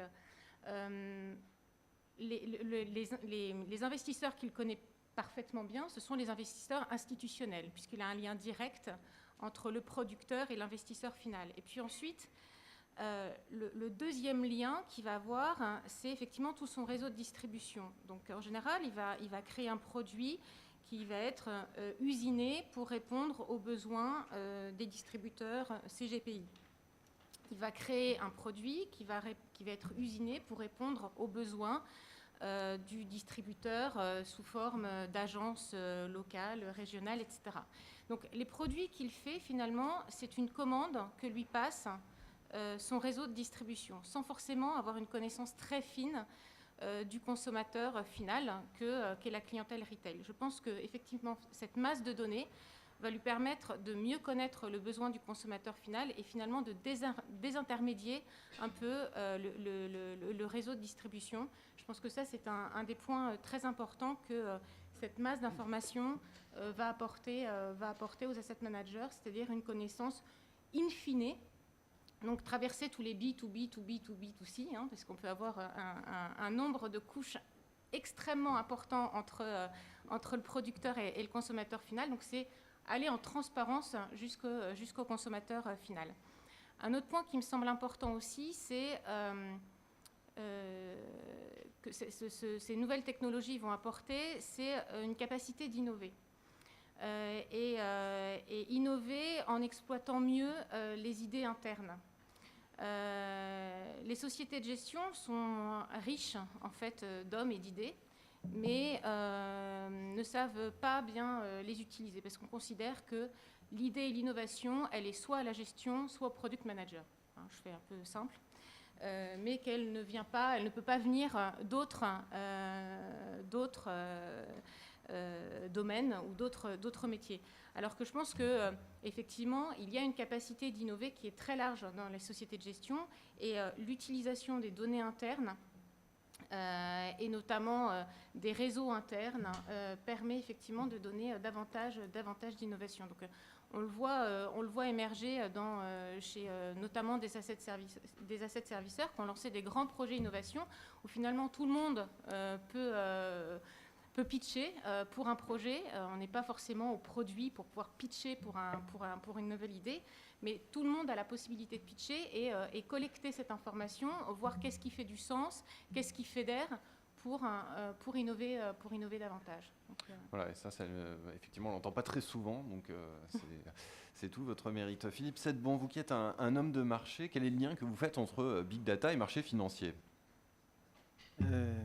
Merci. Alors, peut-être avant de vous répondre, quand même, si vous m'autorisez 2 minutes, parce que je suis à la fois représentant des asset managers dits classiques tels qu'ils ont été décrits tout à l'heure, et qui plus est filiale de compagnie d'assurance qui a été aussi décriée, je ne sais pas, mais en tout cas montrée du doigt. Donc je voudrais juste rectifier, autant je pense que c'est très bien, et quel que soit le métier, quel que soit le secteur d'activité, il est toujours plus que motivant et moteur d'avoir des nouveaux entrants, et c'est parfait, et surtout il ne faut pas le regretter, au contraire, ça nous fera tous avancer, et plus vite. En revanche, je voudrais rectifier 2-3 points. Premièrement, lorsqu'on parle de performance et qu'on oppose performance entre les très grandes sociétés, alors en plus je ne suis pas concerné, on parle des très grandes usines d'asset management, celle peut être au-delà de 500 milliards, 1000 milliards, 3000 milliards pour les plus grandes comme BlackRock, et on oppose ça à des petites boutiques, pourquoi pas, Mais justement, les boutiques, c'est celles qui pratiquent le plus de gestion active. Et c'est celles qui ont le mieux réussi en termes de génération de performance sur les 15 dernières années. Et il y a des success stories d'ailleurs sur la place de Paris pour en témoigner. Donc il n'y a pas d'opposition du tout entre gestion active, boutique et performance. Et donc je serais ravi que les robo-advisors fassent la même chose. On verra dans quelques années ce qui est capable de générer. En revanche, ça vient motiver d'autres sujets. Vous avez évoqué les frais et je crois que vous avez parfaitement raison. Le sujet des frais de gestion, des frais d'intermédiation surtout, des frais de distribution sont un grand sujet, sont un des sujets majeurs qui est en train d'être pris en charge aussi par les régulateurs. Et de plus en plus, on va vers la transparence des frais. Et je crois que c'est bien pour nous consommateurs, nous épargnants, nous investisseurs. C'est vrai dans tous les métiers et c'est vrai aussi dans la gestion d'actifs. Il y a désormais plus de transparence et il y en aura encore beaucoup plus demain et après-demain. Et c'est un point très positif. C'est un point positif, mais ça déplace les valeurs ajoutées, évidemment, fortement. Ça donne de la rupture dans certains business models. Il y aura de la rupture dans certains business models. Donc l'adaptation ou l'anticipation de cette adaptation est un enjeu, notamment pour les grands groupes installés. Je crois qu'il faut rester humble pour reprendre votre terme et celui de Jean-Louis Laurence, il faut rester humble sur les trends et les modifications que ça va apporter dans notre monde qui est celui de la finance. Pourquoi ? Parce que j'ajoute une dimension qui, à mon avis, est loin d'être négligeable. Que la digitalisation et le big data, je vais répondre tout de suite à votre question, apportent des modifications substantielles dans les analyses, dans les réactions, dans les modèles eux-mêmes, sans doute. Maintenant, il ne faut pas confondre trend structurel et le conjoncturel qui est exacerbé par un monde à taux zéro et un monde même à taux d'intérêt négatif. Le lien entre, on va dire, saut conjoncturel exacerbé par les taux zéro et taux négatifs et des choses qui seraient plus structurelles est un raccourci qu'il ne faut pas prendre. Je vous mets en garde là-dessus. Il est bien évident que lorsqu'on est dans un monde à taux zéro, qui n'est pas un monde normal dans un système capitaliste, moi je voudrais insister là-dessus, mais je ne veux pas prendre la place de vos professeurs en la matière, mais le monde à taux zéro et a fortiori à taux négatif n'est pas un monde normal pour le système capitaliste qui a vocation à justement rémunérer le capital, que le capital ne soit pas à coût zéro pour justement privilégier les bons business models qu'on a vu dans la table ronde certainement précédemment, mais justement pour faire le tri entre le grain et l'ivraie. Et donc un monde à taux zéro ne favorise pas ça. Et on verra dans quelques années si les politiques monétaires actuelles étaient le bon choix, mais ça on le verra dans 10 ou 15 ans, et c'est bien trop tôt pour savoir si c'est le bon choix. Donc je voulais juste rectifier ces petits points-là. Et par ailleurs, et enfin pour finir là-dessus, MiFID 2 touchera les compagnies d'assurance, avec un peu de retard, mais touchera les compagnies d'assurance, bien entendu. Alors sur le big data maintenant. Alors, big data. Merci. Le big data, pour reprendre, alors il y a la partie, je crois qu'il faut distinguer la partie active et la partie passif, même si elles sont parfaitement liées à l'arrivée, via une gestion active-passif qui doit tenir la route. Sur l'actif, et je vais y revenir, finalement, ça fait bien longtemps que les gestionnaires, qu'ils soient actifs ou passifs, surtout actifs, utilisent toutes les données disponibles. Il y en a de plus en plus, il y en a des millions désormais, et la fréquence d'information qui s'est fortement accrue en tout cas depuis que je fais ce métier, fait que le grand sujet, c'est non pas de récolter la donnée, désormais c'est de l'analyser et surtout d'extraire la donnée qui fera qu'on prendra la bonne décision. Premièrement, je pense que le champ d'investigation en réalité, là où c'est ce que vous avez exposé précédemment, je pense que le champ d'investigation qui fait que le big data va améliorer très fortement la gestion d'actifs et rapprocher la gestion des besoins de son client c'est toutes les investigations qu'il y a sur le passif et la connaissance du passif et la modélisation du passif. Et c'est bien la rencontre des deux à travers le B2B2B2B2C qui fait qu'on pourra à l'arrivée peut-être être en B2C, et c'est déjà le cas pour certains de nos collègues ici autour de la table. Le fait de mieux connaître le client, il y a les données, mais il y a aussi la connaissance du client. Le B2C va réconcilier via le big data le fait qu'on aura d'un côté un actif et un passif qu'on va pouvoir enfin réconcilier. Parce que c'est vrai que jusqu'à présent, on était plutôt en push produit et pas tellement au service du client. Ça ne veut pas dire qu'on fait n'importe quoi avec l'argent du client, mais ça veut dire qu'il n'y a pas obligatoirement totale correspondance et permanente entre le besoin du client et ce qu'on lui vend. Donc désormais, s'il y a une grande avancée, je pense que c'est celle-ci. Sur la partie marché financier, encore une fois, j'insiste, je pense le sujet, c'est quoi? C'est est-ce que c'est data, est-ce que l'analyse des data et est-ce que le traitement des data permet d'anticiper? Parce que l'objectif, quand on est acteur sur les marchés financiers, que ce soit du côté passif ou actif d'ailleurs désormais, mais du côté actif en tout cas, c'est d'anticiper. Et si on n'est pas capable d'anticiper et qu'on est en réaction avec des trends passés, je pense que ça ne sert à rien et c'est la meilleure façon de perdre de l'argent. Dingue Commune, on ne vous a pas encore entendu. Je vais vous demander quel regard est-ce que vous portez, vous qui travaillez à la Banque Postale, sur ces fintechs qui arrivent sur le marché? Alors il y a un terme, je pense qu'on n'a pas encore utilisé, c'est le terme Uber, ubérisation. Et c'est vrai que quand on parle des fintechs, la première chose ou des robots advisors, c'est de se dire est-ce que les robots advisors demain sera l'ubérisation de l'asset management. On a pensé bien sûr à cette question, et en fait la réponse, je pense qu'elle est à ce stade aujourd'hui, en termes en tout cas de part de marché, ça a été évoqué tout à l'heure, notamment par Nicolas, marchandises, en termes de part de marché, ça reste encore très faible. Voilà. Maintenant, comment est-ce qu'on peut représenter notre industrie de l'asset management de manière analogique par rapport à quelque chose qui nous touche tous les jours? Eh bien, l'industrie qui est le plus proche de nous, c'est l'industrie de la santé, pharmaceutique par exemple.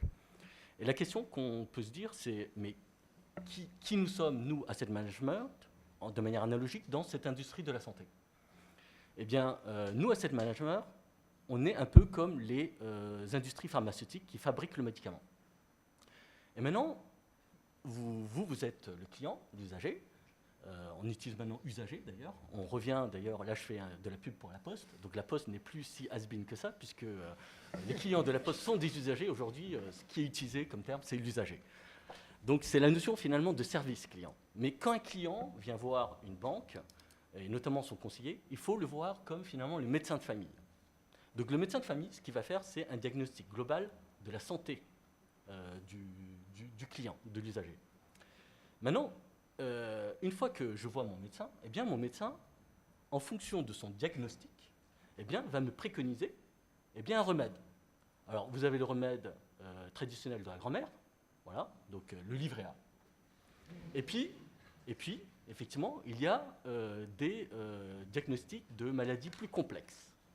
Et dans ce cadre-là, eh bien, le médecin généraliste, donc le conseiller financier, n'a pas nécessairement la réponse.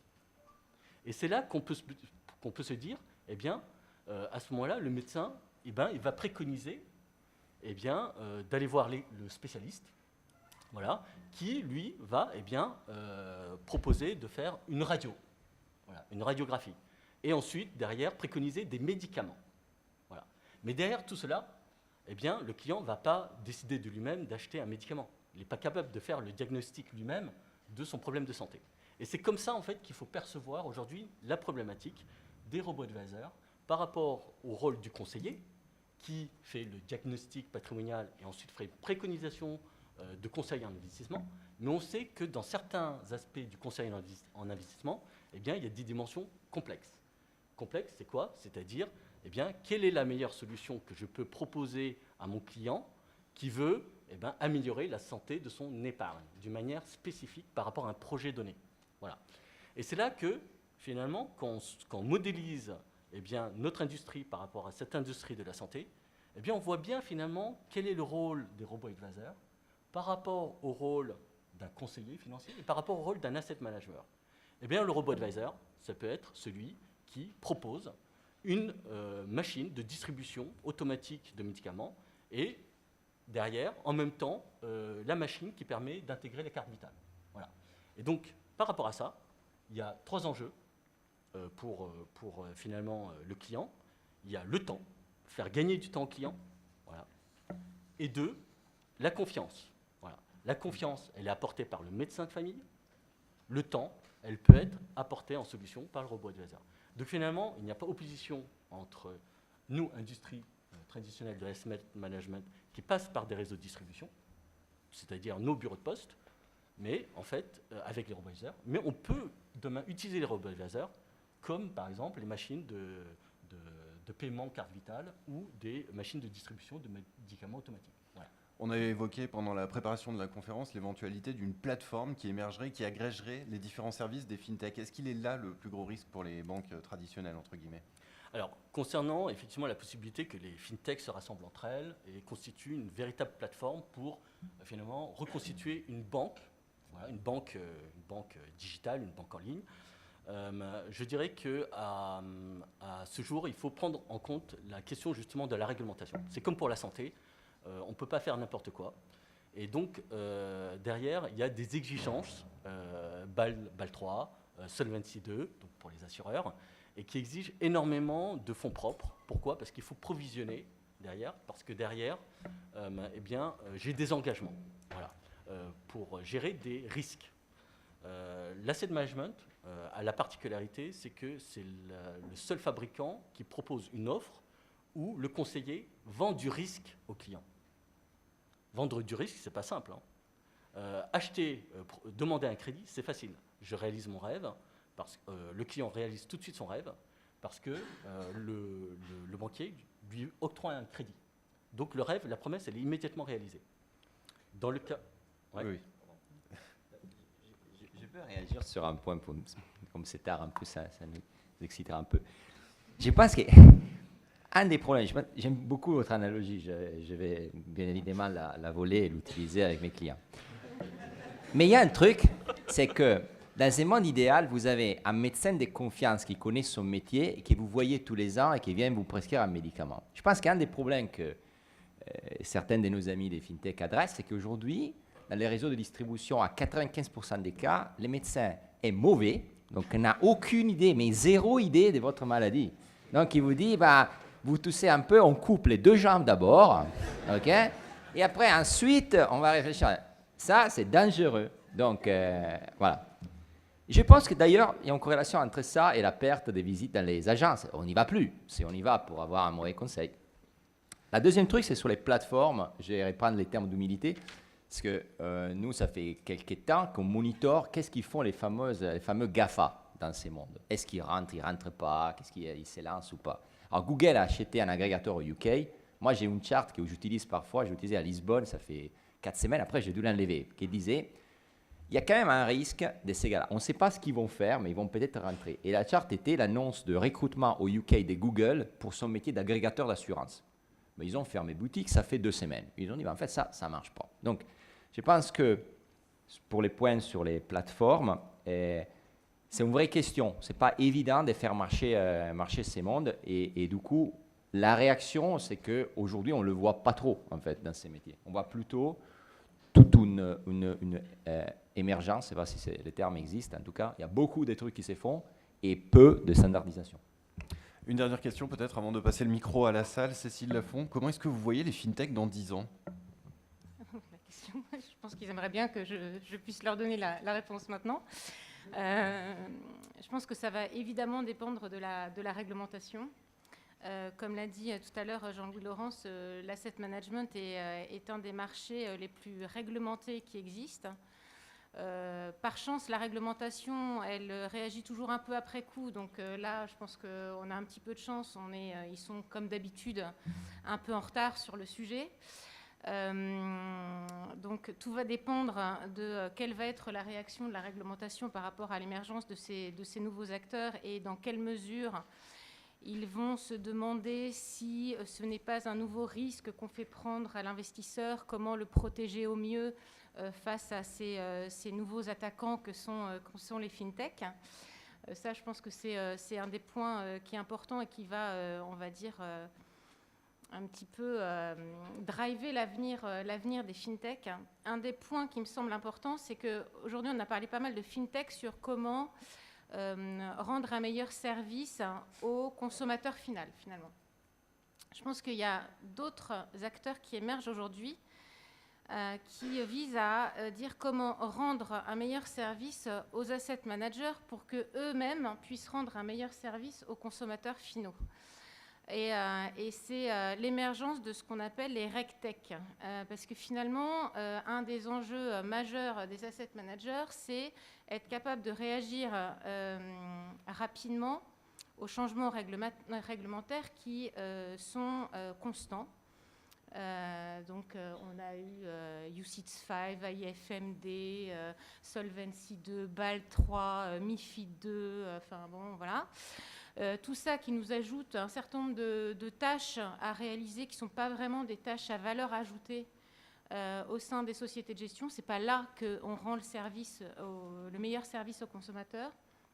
Et donc, on voit un certain nombre d'initiatives qui émergent un peu partout en Europe et notamment au Luxembourg, au UK, pour proposer, justement, en se reposant sur ces nouvelles technologies, pour proposer des nouveaux services aux asset managers qui, on l'espère, leur permettront de diminuer leurs frais de gestion, de diminuer leurs frais de distribution. Et notamment, je pense à un exemple qui est en train d'être testé, un POC, au UK, qui est le Digital Passport. L'idée du Digital Passport, c'est de répondre à l'obligation des asset managers et des distributeurs, de répondre à toutes leurs obligations de connaissance du client, classification du client, etc., et proposition d'un produit adapté au profil du client. Et ce Digital Passport, c'est de créer une sorte de coffre-fort de connaissance du client qui permettent effectivement d'aller se reposer sur cette base de données online plutôt que chacun des asset managers collecte auprès de l'investisseur final la même information. Enfin, je ne sais pas si vous avez déjà eu l'occasion d'acheter un produit financier, mais il faut le vouloir quand même, surtout quand vous voulez investir dans un produit un petit peu technique. Alors on vous demande si vous connaissez ci, si vous connaissez ça, etc. Et tout ça se fait sur papier, voilà. Donc, toutes ces technologies vont, je l'espère, permettre d'automatiser toutes ces tâches que nous impose la réglementation, qui ne sont pas là où on crée la valeur.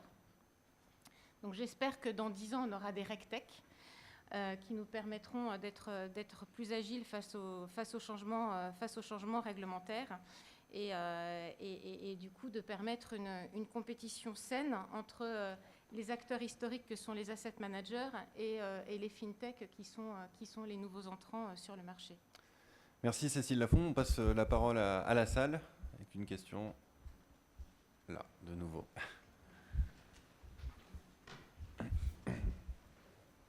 Bonsoir, je pose une question aux représentants de Banque Postale. Pour l'heure, je sais que vous êtes expérimenté ou en production à partir du mois d'avril, la plateforme Big Data, mais au mois d'avril, c'est B2B, tout d'abord. À partir de l'année prochaine, 2017, c'est B2B. Et vous demandez, c'est-à-dire que vous répondez aux exigences aux clients et offrir la qualité sur les points d'interaction. Quelle est votre stratégie de synergie dans l'avenir? Est-ce que vous envisagez aussi de faire une biométrie?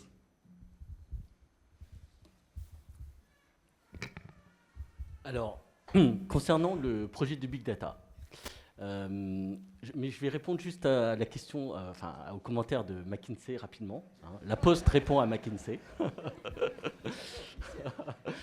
C'est que au niveau de la Banque Postale, nos conseillers sont des postiers à l'origine. Et donc, on a l'humilité de reconnaître que nous, postiers, eh bien, nous avons beaucoup de choses à améliorer dans le domaine notamment du conseil en investissement. Parce que nous avons l'humilité de reconnaître qu'on a une marge de progrès à faire, eh bien, c'est là que, c'est comme les pays émergents, nous sommes une jeune banque, une banque émergente, eh bien, autant utiliser les dernières technologies. Et c'est là que, je vais dire, le robo-advisor, en vérité, demain, sera peut-être la meilleure opportunité pour une banque émergente comme la nôtre. Voilà, ça c'était pour la réponse à McKinsey. Le deuxième point, c'est donc concernant le big data. Alors, le big data, au-delà de la Banque Postale, c'est un enjeu pour le groupe La Poste. Pour quelle raison? Parce qu'on gère, on a un nombre de clients existants très important. Voilà, presque 60 millions de clients.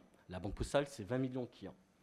La question, c'est qu'aujourd'hui, effectivement, notre capacité à pouvoir développer notre portefeuille de clients, eh bien, aujourd'hui, on en est à un niveau de potentiel qui est à peine de moins de 50%.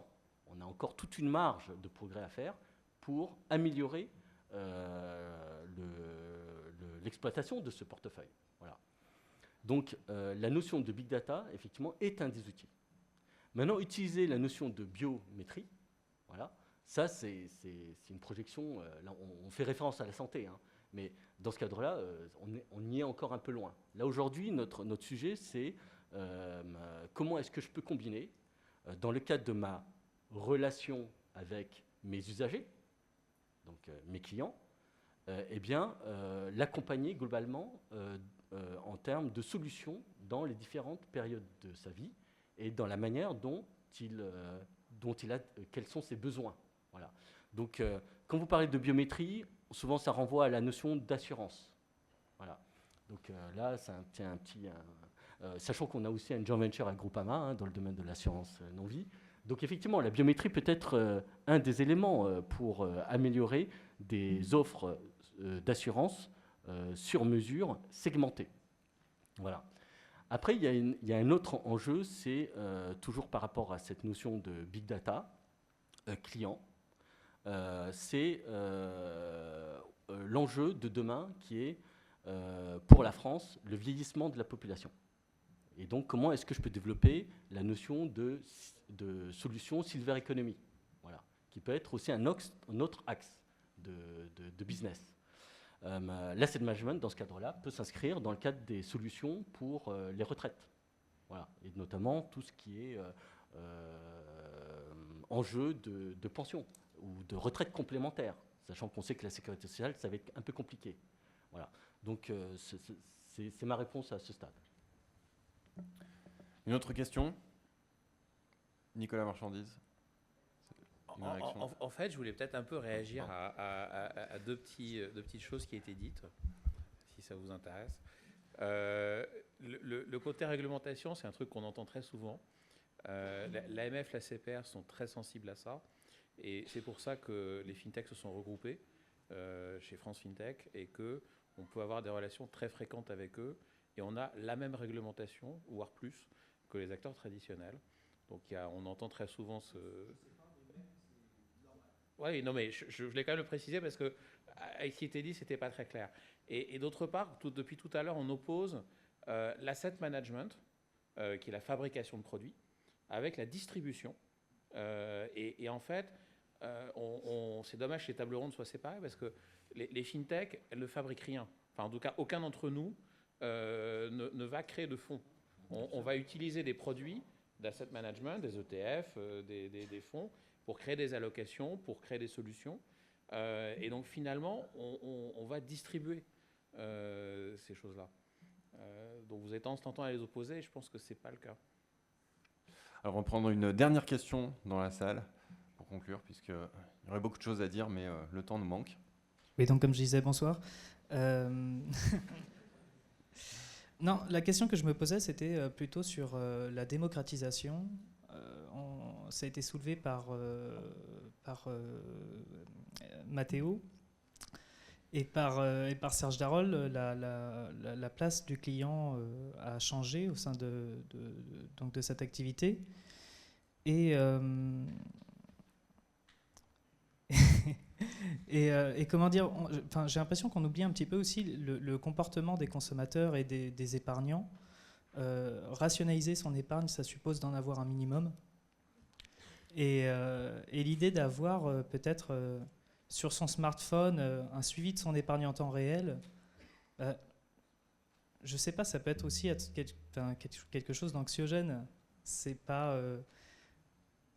Voilà, la question de la démocratisation, pourquoi est-ce que ça ne prend pas plus de place Enfin voilà. Voilà, c'est Philippe Sedbon qui souhaite répondre. Je voudrais juste répondre sur un élément, puis je laisse les collègues répondre.